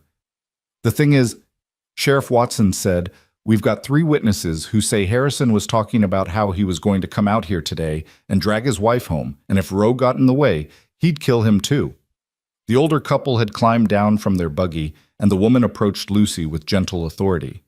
My dear, I'm Mrs. Morgan, the judge's wife. You're safe now. That man will never hurt you again. Will he hang? Lucy whispered. Most likely he'll get life in prison, Judge Morgan said. But either way, you're free. Lucy began to sob great heaving sobs that seemed to come from her very soul. But Clara could tell they were tears of relief, not sorrow. Mrs. Morgan took charge, as women of her type often did. Now then, my dear, you'll come stay with us until you're back on your feet. I could use help with my correspondence, and you look like you have a neat hand. I couldn't impose, Lucy began. Nonsense. It's not an imposition if I'm asking. Besides, the judge is always complaining about my organizational skills. You'd be doing us a favor. As they prepared to leave, Lucy hugged Clara tightly. Thank you, she whispered, for everything. You'd have done the same for me, Clara said, and meant it. After they left, Clara and Silas stood in the yard watching the buggy disappear down the road. She'll be all right, Silas said. Yes, I think she will. And you? He turned to look at her. Will you be all right? Clara considered the question. A month ago, she would have said no. She'd been broken, humiliated, lost. But now standing in the yard of this ranch that had become home beside this man who'd become everything, she found she could answer honestly. Yes, she said. I will be all right. I am all right. That evening, for the first time since arriving at the ranch, Clara didn't return to the bunkhouse after dinner. Instead, she stayed in the main house, sitting beside Silas on the small sofa he'd built years ago for one person, but which somehow accommodated 2 if they sat close. He read to her from A Midsummer Night's Dream, his voice rumbling through his chest where her head rested against his shoulder. Duke lay at their feet, occasionally sighing contentedly. Love looks not with the eyes, but with the mind, Silas read, and therefore is winged Cupid painted blind. Do you believe that? Clara asked. That love is blind. Silas was quiet for a moment. I think love sees truly, but it sees beyond the surface. It sees what could be, not just what is. What do you see when you look at me? He set the book aside and turned to face her fully. I see a woman who's been knocked down but not defeated. I see strength disguised as gentleness. I see someone who makes my house feel like a home just by being in it. He paused, then added softly, I see my future if you'll have me. Clara's breath caught. Silas, I know it's too soon. I know you're not ready, but I want you to know my intentions. I'm not playing games, Clara. I'm not building up to some grand revelation that'll leave you devastated. I'm just a man who loves you plain and simple. You love me? Have for weeks now. Maybe since that first night when you sat at my table trying so hard to be strong. Definitely since you started talking to those tomato plants. Despite everything, Clara laughed. That's what did it. Talking to vegetables. It was the care in it, Silas said seriously. The way you nurture things. The way you've nurtured this place, Lucy, even me, without realizing it. Clara reached up and touched his face again, marveling at how familiar it had become. I love you too, she whispered. I've been fighting it, afraid to trust it, but I do. I love your steadiness and your kindness. I love how you read Shakespeare in that rough voice of yours. I love how you treat Duke like he's people. I love how you stood up for me, for Lucy, without needing thanks or recognition. Clara, but I'm still scared, she continued. I'm terrified that I'm wrong again, that I'm seeing what I want to see instead of what's really there. Then we go slow, Silas said. We court proper-like. I'll call on you in the evenings. Take you to the church social next month. Walk you home from work. All of it in plain sight of everyone so you can see there's no deception, no hidden side to me. You do that, court me formally, even though I'm already living on your property. I do anything to make you feel safe and sure. Clara kissed him, then properly this time. Not a brief touch on the cheek, but a real kiss, soft and sweet and full of promise. When they pulled apart, both were breathing unsteadily. That wasn't very proper, Clara said, trying for lightness. No, Silas agreed, but it was perfect. They sat together until the fire burned low, talking about everything and nothing. About his childhood in Ohio, her mother's garden in Missouri, his plans for expanding the ranch, her ideas for the vegetable plot. Ordinary things, but shared with extraordinary care. When Clara finally rose to go to the bunkhouse, Silas caught her hand. Stay, he said softly. Not like that. Just stay. Sleep in the spare room. I want to know you're here, safe under my roof. It was improper. It would cause talk if anyone knew. But Clara found she didn't care. She was tired of letting other people's opinions dictate her life. All right, she said. The spare room was small but clean, with a quilted covered bed and a window that looked out over the garden. Clara changed into her nightgown and lay down, feeling strange but not uncomfortable. Through the thin walls, she could hear Silas moving around, getting ready for bed. Good night, Clara. His voice came through the wall. Good night, Silas, she called back. She fell asleep smiling, feeling safer and more at home than she had in years. Clara woke to the smell of coffee and the sound of Silas trying to be quiet in the kitchen. She dressed quickly and found him attempting to make breakfast with Duke, watching hopefully for dropped food. You don't have to cook, she said from the doorway. He turned and his face lit up at the sight of her. Wanted to. You're always cooking for me. That's because I can actually cook. Clara pointed out, rescuing the eggs before they burned. They worked together to salvage breakfast, moving around each other with easy familiarity. It felt right, Clara thought, natural, like they'd been doing this for years. I should probably go back to the bunkhouse, Clara said as they ate, for propriety's sake. Probably, Silas agreed, though it seems foolish you being out there alone now that Lucy's gone. People will talk if I stay in the house. People are already talking, have been since the day you arrived. He had a point. Clara's reputation, such as it was, had been destroyed the moment she'd accepted Silas's help. Moving into the house properly wouldn't change that. What are you suggesting? She asked carefully. Silas set down his coffee cup and looked at her directly. I'm suggesting we stop caring so much about what others think and focus on what we know. We know we love each other. We know we want to build a life together. Maybe we do things in the wrong order, but out here that matters less than doing them right. And what would doing them right look like? You move into the house, we live as companions, I suppose. Nothing improper. And when you're ready, when you truly believe that this is real and lasting, we get married. Could be a month, could be a year. I'll wait. Clara's heart was racing. That's a big step. It is, Silas agreed. But every day you go back to that bunkhouse feels like a step backward, like we're pretending we haven't already started building something together. He was right. They'd been building something since that first night when he'd offered her shelter. Every meal shared every evening by the fire, every comfortable silence had been another brick in the foundation of whatever this was between them. "All right," Clara said. "I'll move into the house, but—" "Separate rooms," Silas said quickly. "Everything proper except for the fact of it. And if people talk, let them. We'll know the truth." That afternoon, Clara moved her few belongings from the bunkhouse to the spare room. It didn't take long, she had so little, but Silas had cleared space in the wardrobe, put fresh flowers from her garden on the dresser, and hung new curtains at the window. "You did all this?" Clara asked, touched. "Wanted it to feel like yours," he said simply. That evening, Martha Patterson came to call ostensibly to bring Clara her pay, but really to assess the situation. "So," Martha said, settling her considerable bulk into a kitchen chair, "you've moved into the house." "I have," Clara said, chin up, ready for judgment.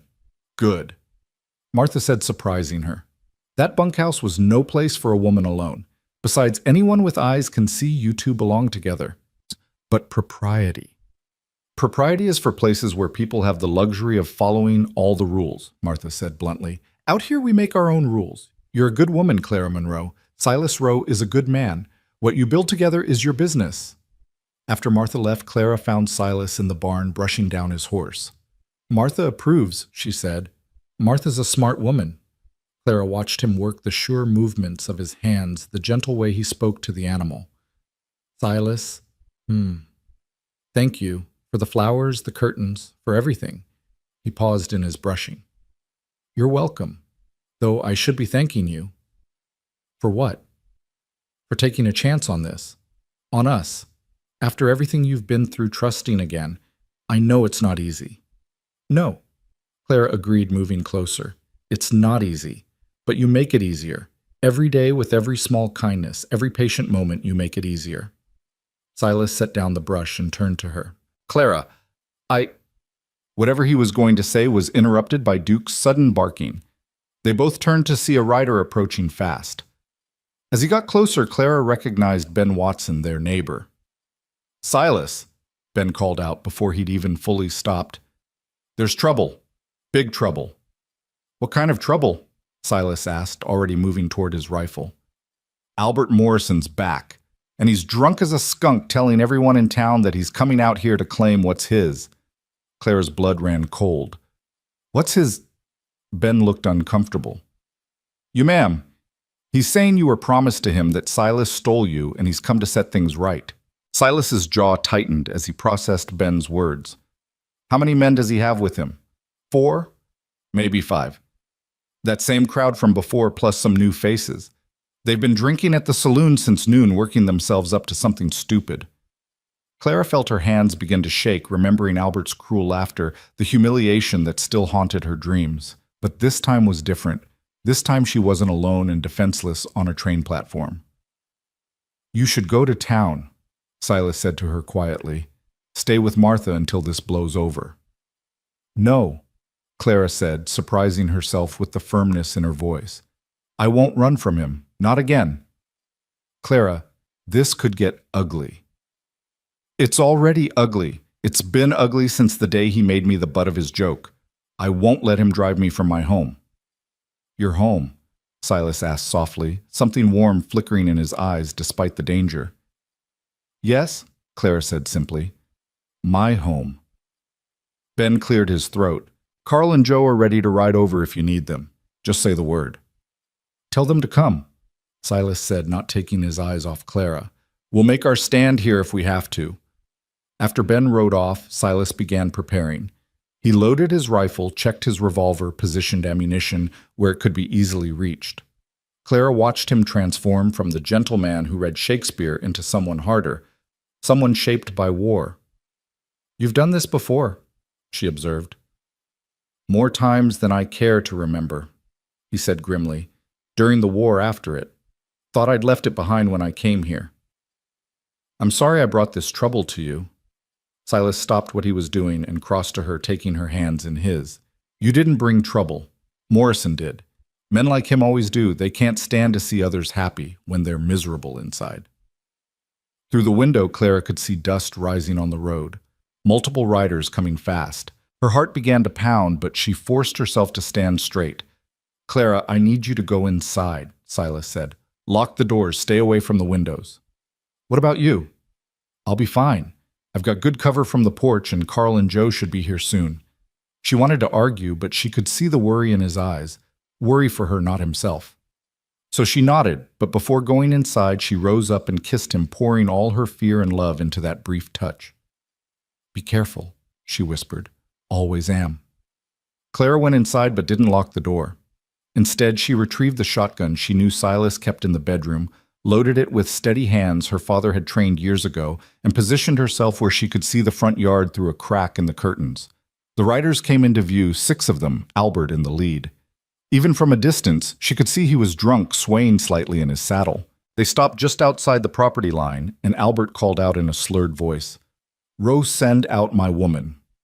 Silas stepped onto the porch rifle, held casually, but ready. "Miss Monroe isn't your woman, Morrison. Never was. She came here to marry me. She came here because you lied to her. Then you humiliated her for sport. You've got no claim on her." Albert laughed, that same cruel sound from the train station. "She's damaged goods now anyway. Living with you all these weeks, everyone knows what she is, but I'm willing to overlook that. Might even marry her after all, make an honest woman of her." Clara's hands tightened on the shotgun. The audacity of him to speak of making her honest when he'd been the one to destroy her reputation. "You need to leave," Silas said, his voice deadly calm. "Now. Or what? You'll shoot us all 6 against 1 aren't good odds, Roe." "Wouldn't be too sure about that count." Carl and Joe emerged from the barn, where they'd apparently slipped in unseen, both armed. The odds had just gotten better, but Clara could see the tension in Silas's shoulders. Violence was balanced on a knife's edge. "This is stupid, Morrison," one of Albert's companions said nervously. "Let's go." "Shut up," Albert snarled. "I'm not leaving without what's mine." He dismounted clumsily, and Clara could see Silas tense. A mounted man was one thing. A man on foot could do unpredictable things. "Last warning," Silas said. Albert pulled his gun, or tried to. His drunk fingers fumbled with the holster, and in that moment of vulnerability, everything might have ended peacefully. But one of his friends, younger and drunker than the rest, went for his own weapon. The crack of gunfire shattered the evening air. Clara saw Silas dive for cover as bullets splintered the porch railing. Carl and Joe returned fire from the barn, and suddenly the peaceful ranch became a battlefield. Clara didn't think. She kicked open the door and stepped onto the porch. Shotgun raised. The blast caught Albert's horse, sending it rearing and screaming. In the chaos, she pumped and fired again, this time into the air, the sound enormous and shocking. "Enough!" she screamed. "Enough!" Miraculously, the firing stopped. Everyone turned to stare at her, this woman they'd dismissed as a victim, standing there with a smoking shotgun and fury in her eyes. "You—" She pointed the gun at Albert, who was struggling to control his panicking horse. "You worthless, pathetic excuse for a man. You think you can come here and claim me like property? You think you have any right to me after what you did?" "Now, Clara," Albert started. "Miss Monroe to you," she snapped. "And shut your mouth. I'm talking." She looked at each of his companions in turn. "All of you listen well. I am not Albert Morrison's woman. I never was.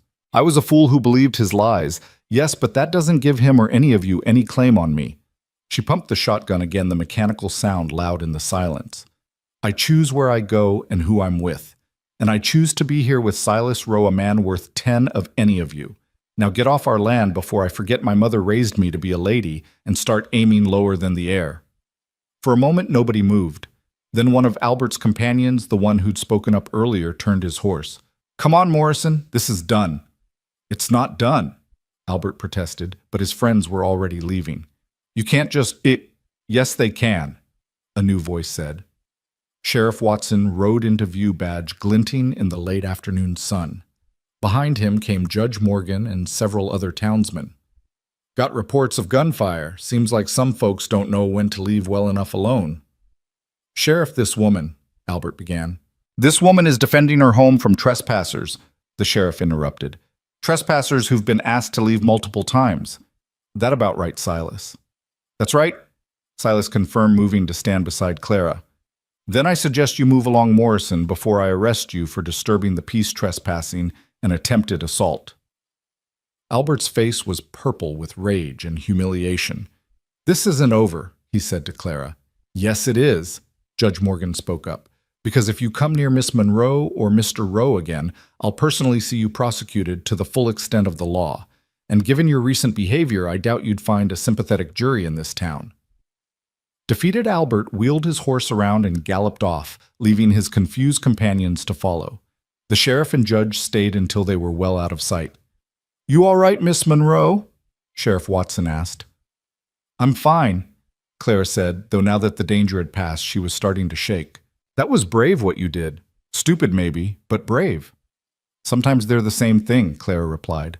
After the lawmen left, promising to keep an eye on Morrison, Clara found herself standing in the yard with Silas, Carl, and Joe.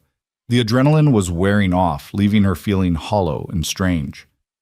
Well, Joe said, breaking the silence. That was something.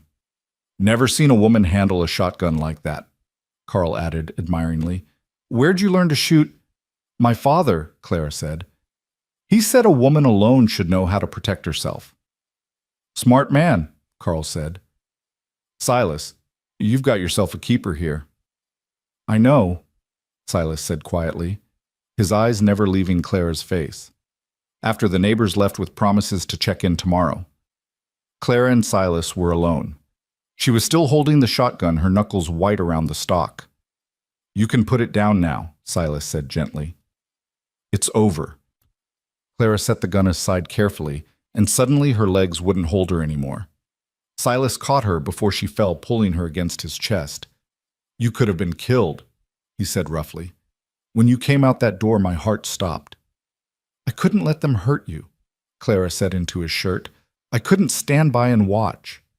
That's my job, protecting you. Clara pulled back to look at him.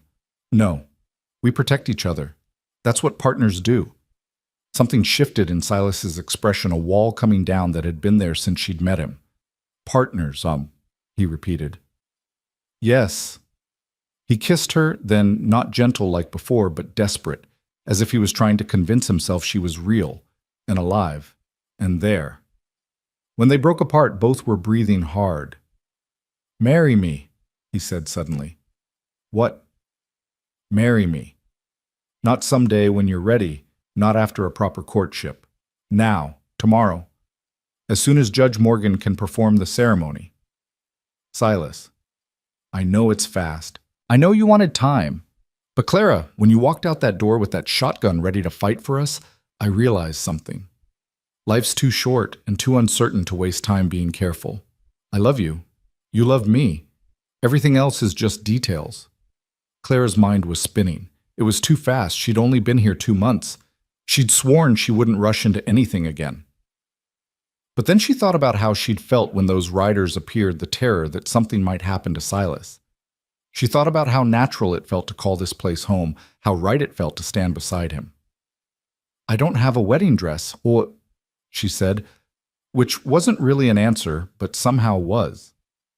Wear your blue one, Silas said, the one from that first day. That dress has terrible memories. Then let's make new ones. Clara looked into his eyes, searching for any hint of doubt or deception, but all she saw was love, steady and sure as the mountains. Yes, she whispered. Yes. Yes, I'll marry you, tomorrow if Judge Morgan's available. Silas let out a breath she didn't know he'd been holding and pulled her close again. You won't regret this. I know, Clara said, and surprisingly, she did know. This wasn't like with Albert, built on fantasy and pretty words. This was built on shared meals and comfortable silences, on protection offered and accepted, on daily kindness and quiet strength. That evening, they sat on the porch watching the sunset, planning their simple wedding. There would be no grand ceremony, no elaborate reception, just them, a few witnesses, and promises made before God and man. Are you sure? Silas asked one more time as the stars began to appear. I've never been more sure of anything, Clara replied. Duke came padding over, settling at their feet with a contented sigh. Inside the house, dinner was cooking a stew Clara had started before the confrontation, filling the air with the smell of home. Her garden was thriving, green shoots reaching toward the sky. Everything about this place, this life, this man beside her felt right in a way nothing ever had before. "I need to tell you something," Silas said suddenly. "About the war. About what I did." "You don't have to." "Yes, I do. If we're to be married, you should know." He took a breath. "I was at Antietam. Bloodiest day in American history, they say. I killed boys younger than I was, shot them down because they wore a different color uniform. One of them, he couldn't have been more than 16. He was crying for his mother when he died." Clara took his hand, feeling the weight of his confession. "After that day, something in me broke," Silas continued. "Or maybe it finally fixed itself, I don't know. But I couldn't see the point in fighting anymore. All those boys dying, and for what? So I finished my service, but my heart wasn't in it. When I came home, everyone called me a hero. But I knew what I really was, a killer who'd been lucky enough to survive." "You were a soldier," Clara said gently. "You did what you had to do." "Maybe, but it changed me. Made me harder, quieter. Margaret saw it right away. Said I wasn't the same man who'd left. She was right. And you think I should know this because sometimes I have nightmares. Sometimes I wake up thinking I'm back there. Sometimes I go quiet for no reason you'll be able to see. I want you to know what you're getting into." Clara was quiet for a moment, then said, "We all have our ghosts, Silas. Mine wear the face of a man who humiliated me for sport. Yours wear uniforms and carry rifles, but they're just ghosts. They only have the power we give them. You make it sound simple. Not simple, but manageable. Together." Silas squeezed her hand. "How did you get so wise?" "Heartbreak is educational," Clara said dryly, then added more seriously, "but so is love. Real love. The kind that sees all the broken pieces and chooses to stay anyway." They sat in comfortable silence as the night deepened around them. Tomorrow would bring a wedding, a new beginning. But tonight, they had the quiet certainty of two people who'd found each other against all odds. The next morning dawned bright and clear, as if nature itself was celebrating. Clara woke in her room, her last morning waking alone, she realized, with a flutter of anticipation and nervousness. She could hear Silas moving around the kitchen, probably attempting to make breakfast again. She dressed carefully in the blue dress, the one she'd worn that terrible day at the train station. But as she smoothed the fabric, she found the memory had lost its sting. Today would overwrite that humiliation with joy. Martha Patterson arrived early, bearing a bouquet of wildflowers and a knowing smile. "Heard there's to be a wedding." "News travels fast," Clara said, "especially good news." "About time that man made an honest woman of you," Martha said with a wink. "Though from what I hear, you did a fine job of defending your own honor yesterday." "You heard about that." "Honey, everyone's heard about it. You're the talk of the town, the woman who faced down Albert Morrison with a shotgun and sent him running. There's more than a few women in town who wish they had your courage." Martha helped Clara with her hair, pinning it up with the wildflowers woven through. "You look beautiful," she said when they were done. "Glowing." "I'm happy," Clara said simply. "Truly happy." "It shows." The ceremony was held in the small church in town, with Judge Morgan officiating since the regular preacher was visiting settlements further west. Carl, Joe, and Ben stood as witnesses along with Martha, and surprisingly Mrs. Morgan, who'd taken a liking to Clara. When Silas saw Clara walk into the church in that blue dress, wildflowers in her hair, his expression made every moment of heartbreak worth it. He looked at her like she was a miracle, something precious and unexpected and perfect.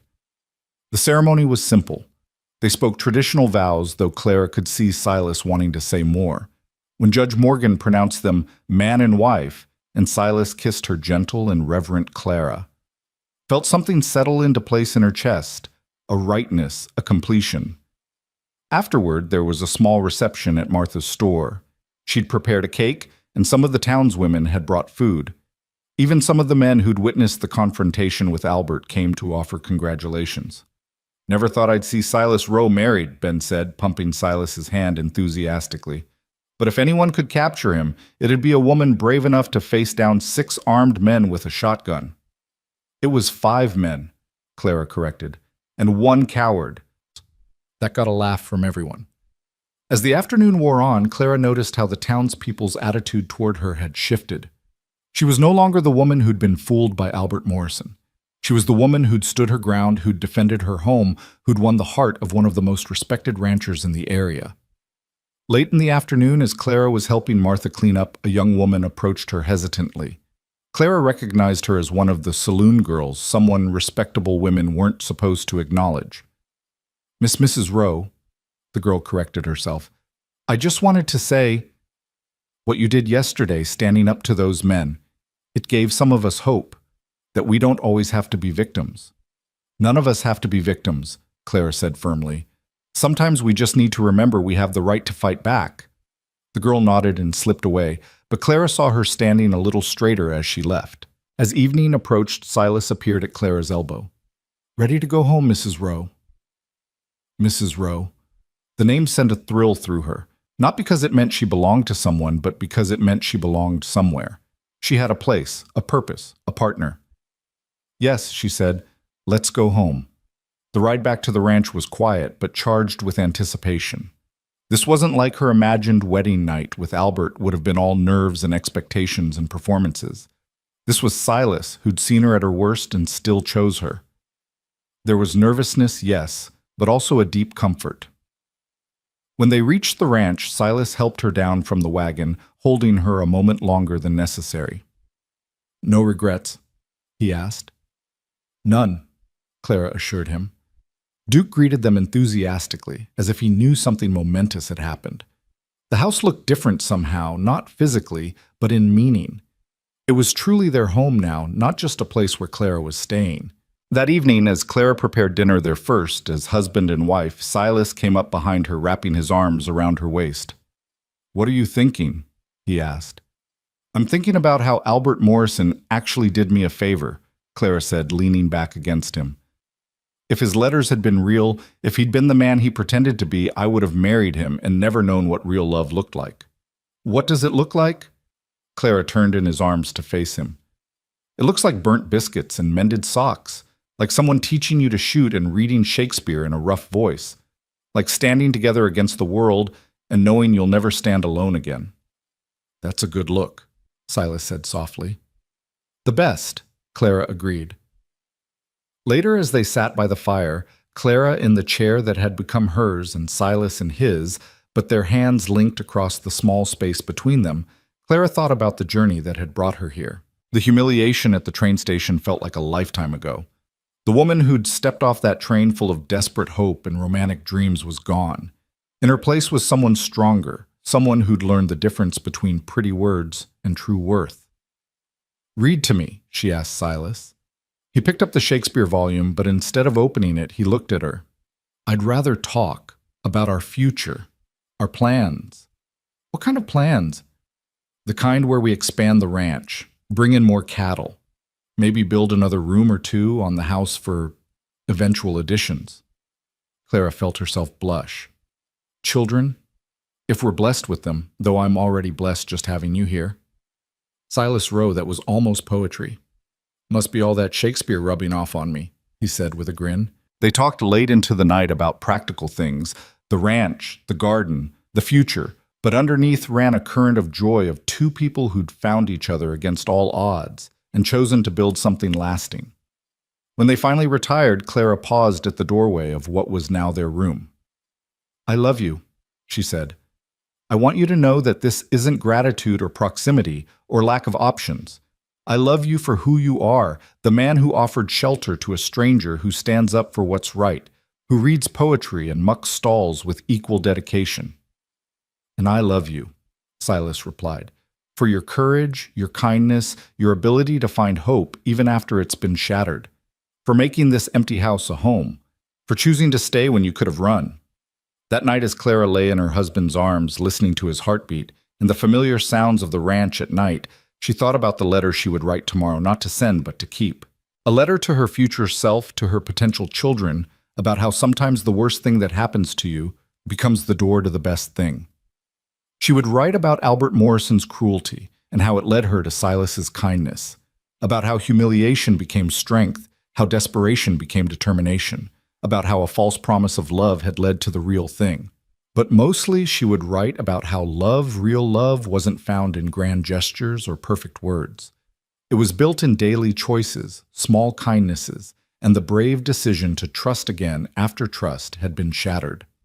Outside, a coyote howled in the distance, and Duke answered with a bark from his spot on the porch.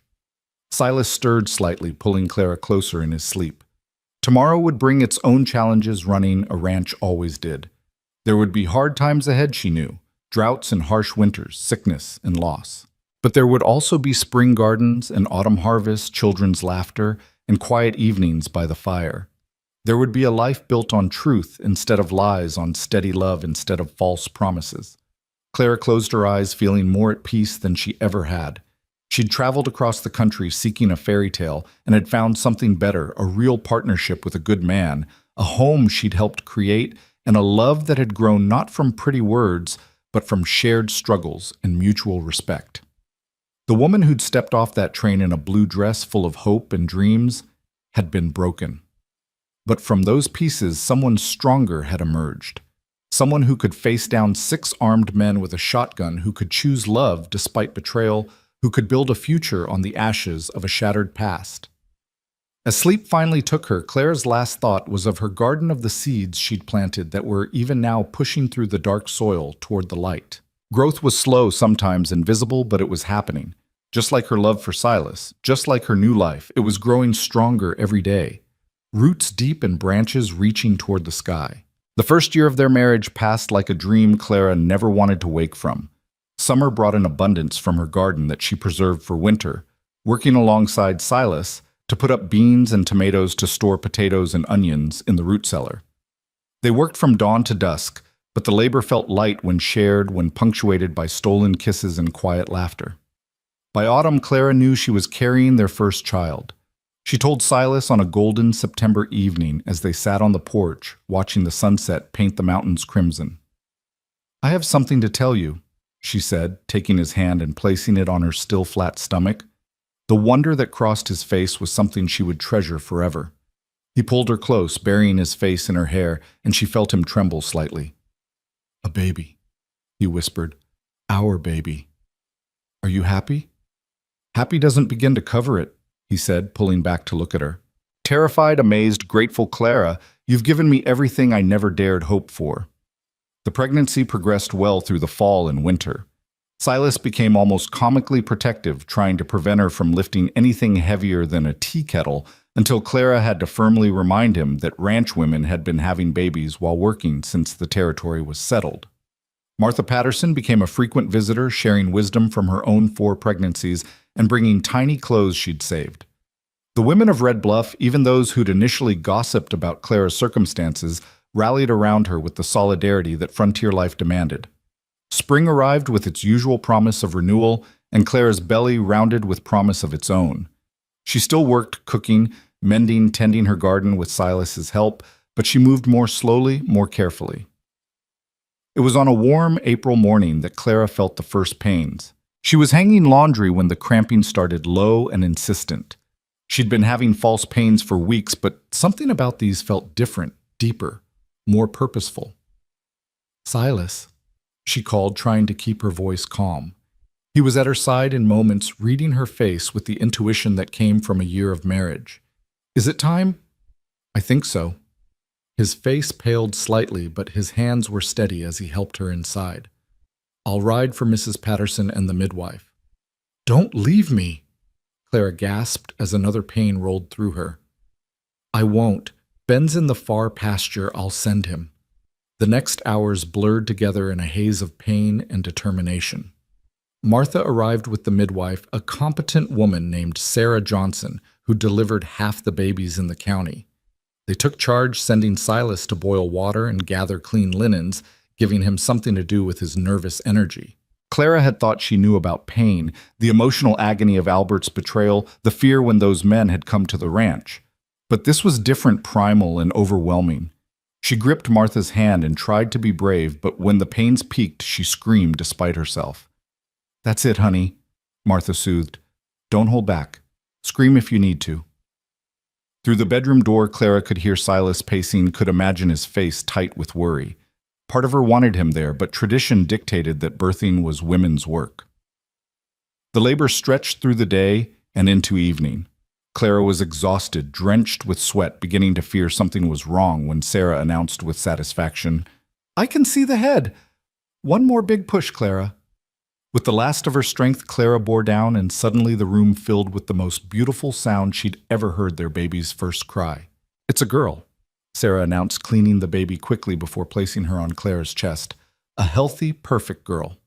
Clara looked down at the tiny face, red and scrunched with indignation at being forced into the world, and felt her heart expand beyond what she'd thought possible.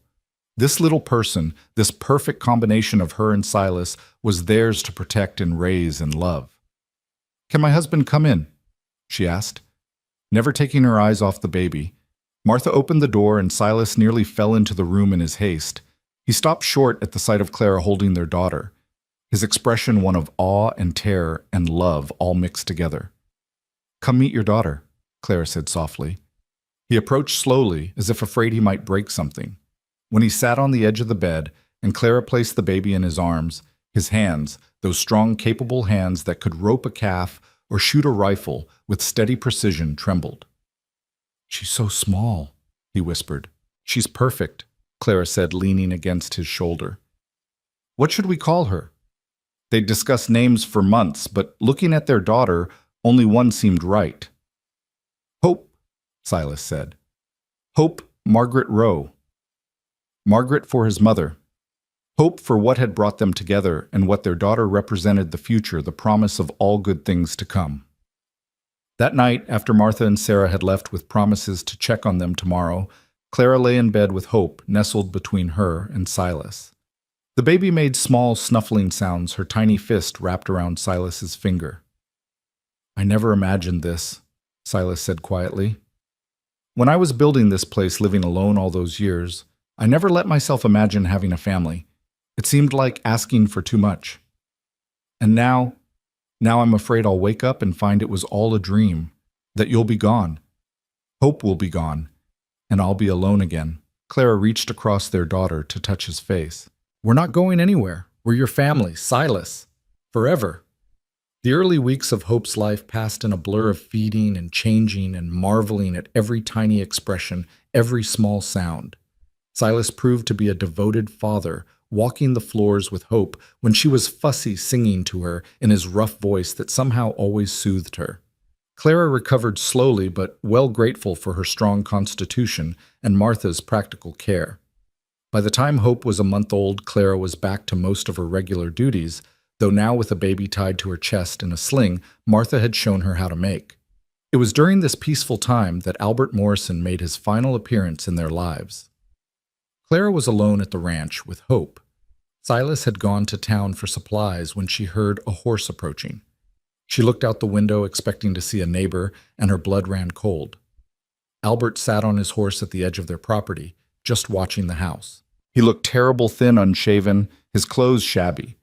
The months since their confrontation had not been kind to him. Clara heard he'd been drinking heavily, gambling, alienating even his former friends with his increasingly erratic behavior. Clara checked that the shotgun was loaded, and within reach, then stepped onto the porch, Hope secure against her chest. "You're not welcome here, Albert." He laughed, but it was a hollow sound, nothing like his former confident cruelty. "Just wanted to see what I gave up, what I threw away for a $20 bet." "You didn't give up anything. You never had anything to give up.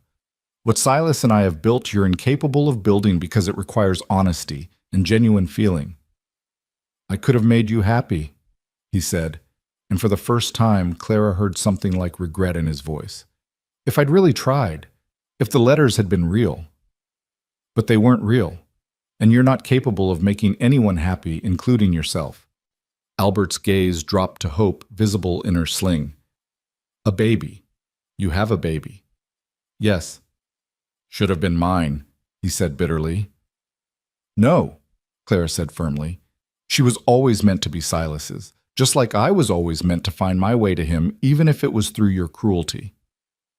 Something in her words seemed to break through Albert's self-pity. He really looked at her then, standing strong and confident on the porch of her home, a baby at her breast, a wedding ring on her finger, everything he'd mocked her for wanting. "I ruined my life," he said, and it wasn't directed at her, but at himself. "That day at the station, I had a choice. I could have honored those letters, tried to be the man I pretended to be. Instead, I chose the joke, the laughter of men who don't even speak to me anymore." "Yes?" Clara said simply. "You did choose that." "I'm leaving," Albert said. "California, maybe Oregon. Somewhere I can start over." "Good." He turned his horse to go, then looked back one more time. "I'm sorry," he said. "For what it's worth now, I'm sorry." Clara watched him ride away, and she knew with certainty that she would never see him again. Later they would hear that he'd indeed gone west, disappeared into the vast territories where men could reinvent themselves. She hoped he found redemption, or at least peace, but she wouldn't waste another thought on him. When Silas returned from town, she told him about Albert's visit. His jaw tightened, but when she assured him it had been peaceful, final, he relaxed. "He's gone for good?" Silas asked. "Yes. I think he finally understood what he lost, not me, but the chance to be a better man." Silas pulled her close, careful of hope between them. "His loss was my gain." "Our gain, Tom," Clara corrected and kissed him. The seasons turned as seasons do. Hope grew from a tiny infant to a babbling baby to a toddling child who followed Duke around with determination, much to the dog's patient resignation. She had Silas's steady temperament and Clara's bright curiosity, and she wrapped everyone who met her around her tiny fingers. When Hope was 2, Clara found herself pregnant again. This time the pregnancy was harder, leaving her exhausted and sick for the first months. Silas took on more of the household duties without complaint, and Martha sent her eldest daughter Rose to help during the days. Thomas Silas Rowe was born on a cold December night with snow falling thick outside. His birth was faster than Hope's, but no less miraculous. When Silas held his son for the first time, Clara saw tears on his weathered cheeks. "A son," he said wonderingly. "Someone to pass the ranch to teach everything I know." "And a daughter to teach as well," Clara reminded him. "Hope's already better with the chickens than I am." Their family was complete, though the house that had once seemed too empty for one man now burst with life and noise. Silas built in addition 2 more bedrooms and a larger kitchen with help from their neighbors.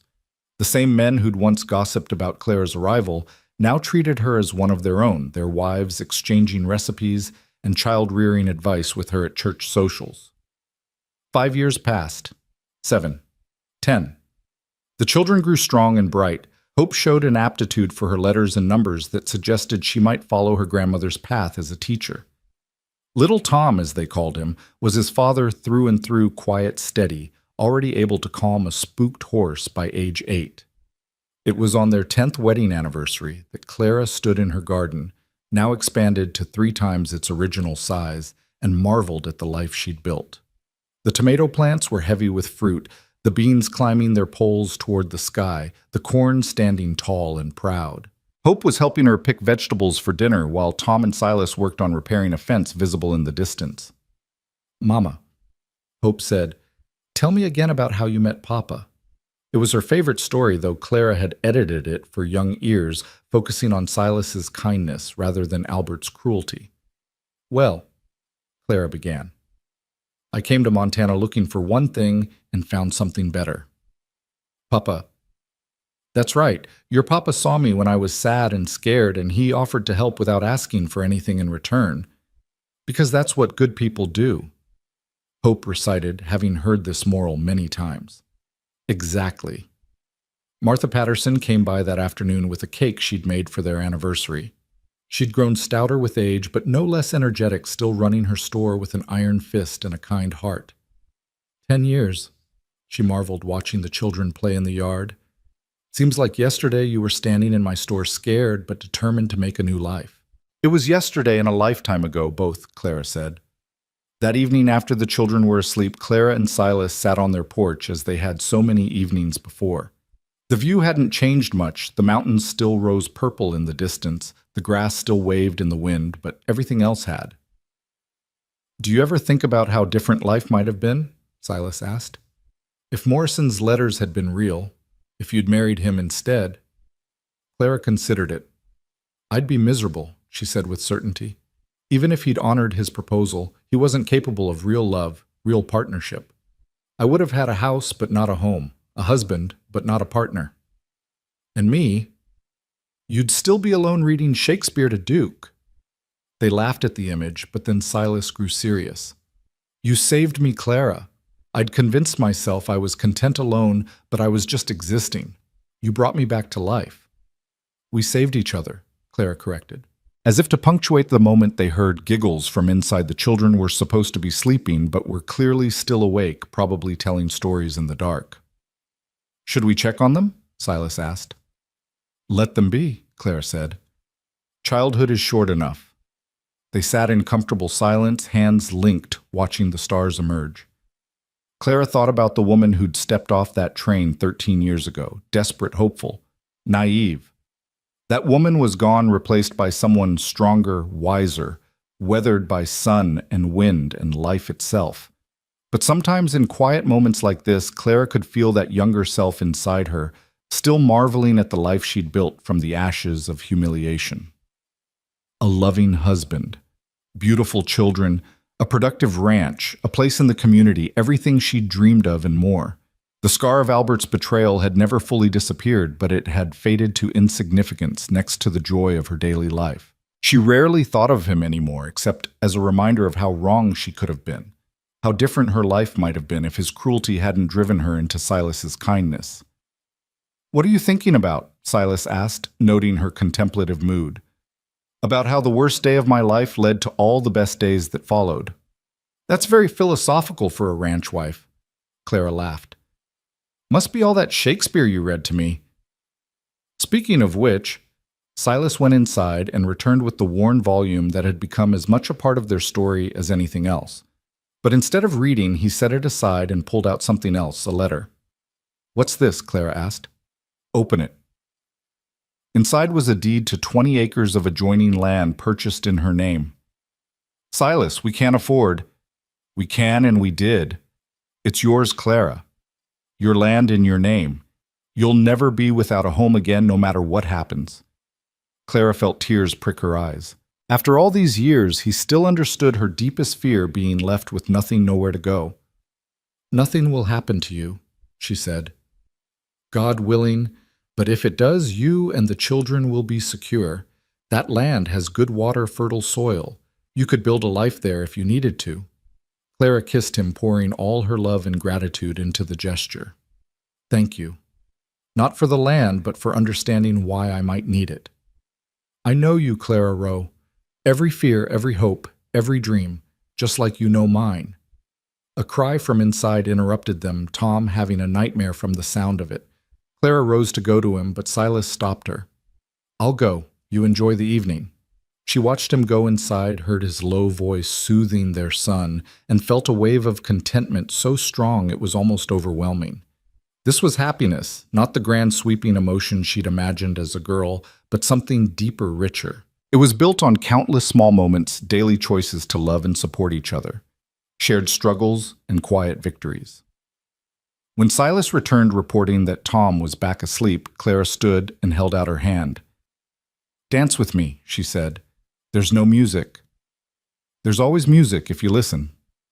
And there was the wind through the grass, the distant howl of coyotes, the creak of the porch boards under their feet.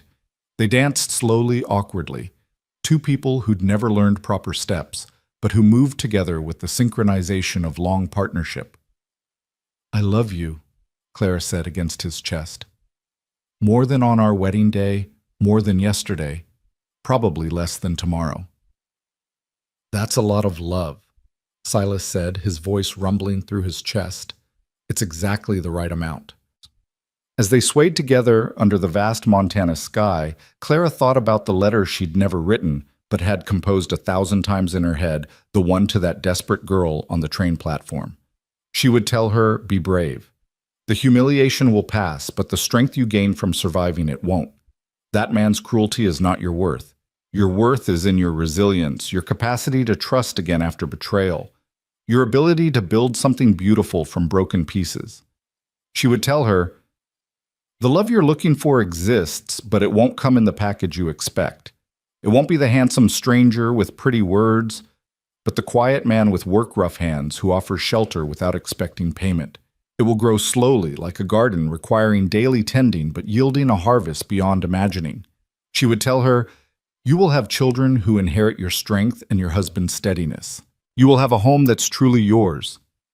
Friends who respect you, a life of purpose and meaning. The train station disaster will become just a story you tell, edited for young ears about how sometimes the worst detours lead to the best destinations. But mostly she would tell her, hold on, hope is coming in all its forms. The sound of horses approaching broke their reverie. Multiple horses riding fast.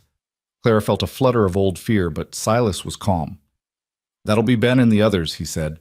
Forgot to mention they wanted to come by tonight. Bring their congratulations for our anniversary. Indeed, their neighbors appeared, Ben and Carl and Joe, along with their wives and children. They brought food and music, Carl having brought his fiddle. Soon the quiet evening became an impromptu celebration with children running through the yard and adults dancing to Carl's energetic playing. Hope showed off her reading to the other children. Tom demonstrated his rope skills and Duke wandered from person to person collecting scraps and pats. Clara moved through it all like a queen of her small domain, making sure everyone had food and drink, accepting congratulations and compliments with grace. At one point, she found herself standing with the other wives, watching their husbands attempt some kind of jig that had them all laughing. You did good, Clara, Ben's wife Sarah said, taming Silas Rowe. We all thought he'd die a bachelor. I didn't tame him, Clara said. I just gave him a reason to let someone in.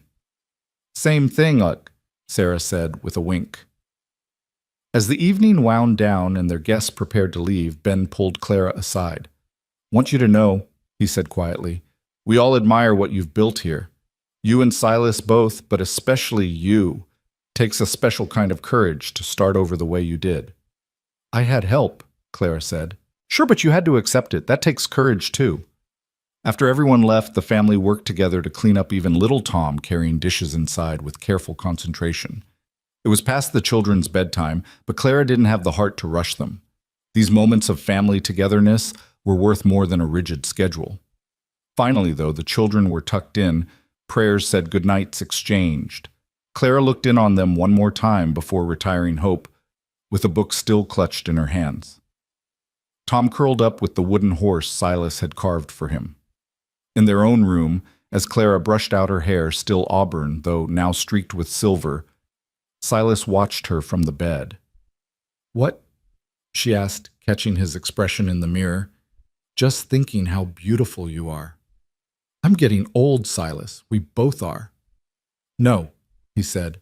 We're getting seasoned, like good wood getting stronger and more beautiful with age. Clara laughed. Only you would compare your wife to lumber. It's a compliment. She joined him in bed, curling into his warmth as she had for 10 years now.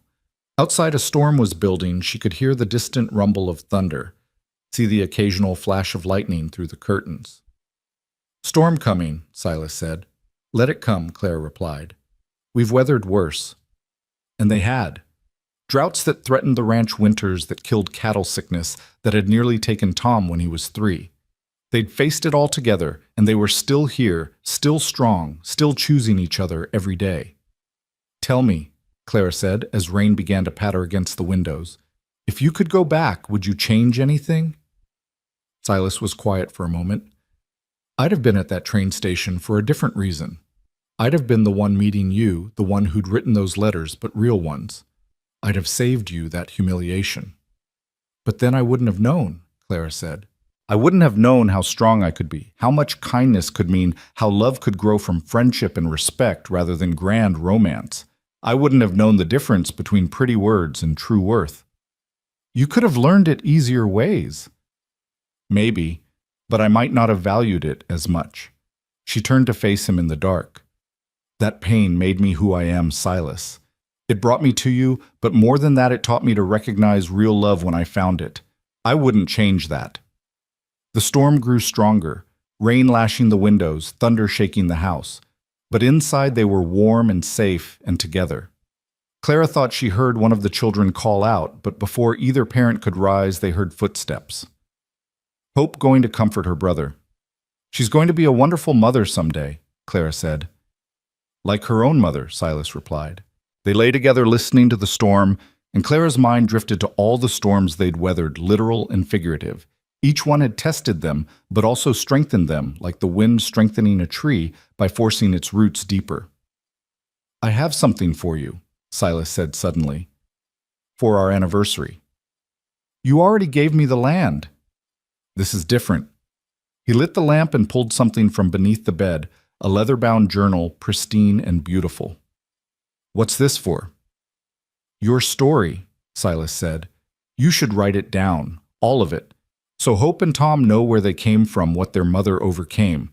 So other women who might be where you were can know it gets better. Clara ran her fingers over the smooth leather. I wouldn't know how to start. Start with the truth, Silas said. Start with a woman stepping off a train in a blue dress, thinking her life was beginning when really it was just about to fall apart and be rebuilt stronger. Would you help me remember the details with me? Everyone, he promised. They talked through the night as the storm raged, remembering laughing, sometimes crying. They talked about Albert's cruelty and Silas's kindness, about Lucy Harrison, and her escape, about Hope's birth and Tom's terrible bout with fever, about gardens planted and harvests gathered. By dawn, the storm had passed, leaving the world washed clean and sparkling. Clara had filled the first pages of the journal with notes, with memories, with the skeleton of a story that was both hers and universal, a story of betrayal and redemption, of humiliation and triumph, of a love built not on deception but on daily truth. Silas had fallen asleep in his chair and Clara covered him with a blanket, kissing his forehead gently. She stepped onto the porch to watch the sunrise, her journal clutched to her chest. The ranch spread before her in the early light, the garden already showing new growth from the rain, the pastures green and lush, the buildings they'd built and maintained with their own hands. It was a modest empire, but it was theirs earned through work and patience and trust. Duke padded over to stand beside her, leaning his graying muzzle against her leg. In the distance, she could see the neighbors' smoke rising from their chimneys, the community that had become her extended family. Mama? Hope appeared in her nightgown, rubbing sleepy eyes. What are you doing? Watching our world wake up, Clara said, pulling her daughter close. Is it a good world? Clara thought about the question seriously. It was a world that could be cruel, where men like Albert Morrison could destroy lives for sport, but it was also a world where men like Silas Rowe would offer shelter to strangers, where women like Martha Patterson would stand up for what was right, where neighbors would rally around those in need. Yes, she said finally, it's a very good world. Not perfect, but good. Will you tell me a story? Hope asked. What kind of story? A true one, about brave people. Clara smiled, opening her journal to the first page. Once upon a time, she began, there was a woman who thought she knew what love looked like. She was wrong, but that turned out to be the best thing that ever happened to her. As she told the story, her story, their story, the sun climbed higher, burning off the last of the storm clouds. Tom emerged, drawn by his mother's voice, and settled on her other side. Even Silas woke and came to stand behind them, his hands on Clara's shoulders. And Clara realized that this moment, this family, this life was what she'd been traveling toward on that long-ago train. Not to Albert Morrison and his false promises, but through them to something real and lasting and worth every moment of pain it had taken to get here. The woman in the blue dress was gone, replaced by someone stronger and wiser. But Clara would never forget her, that hopeful girl who'd risked everything on a dream. She'd honor her by living well, by loving fully, by teaching her children that sometimes the hardest roads lead to the most beautiful destinations.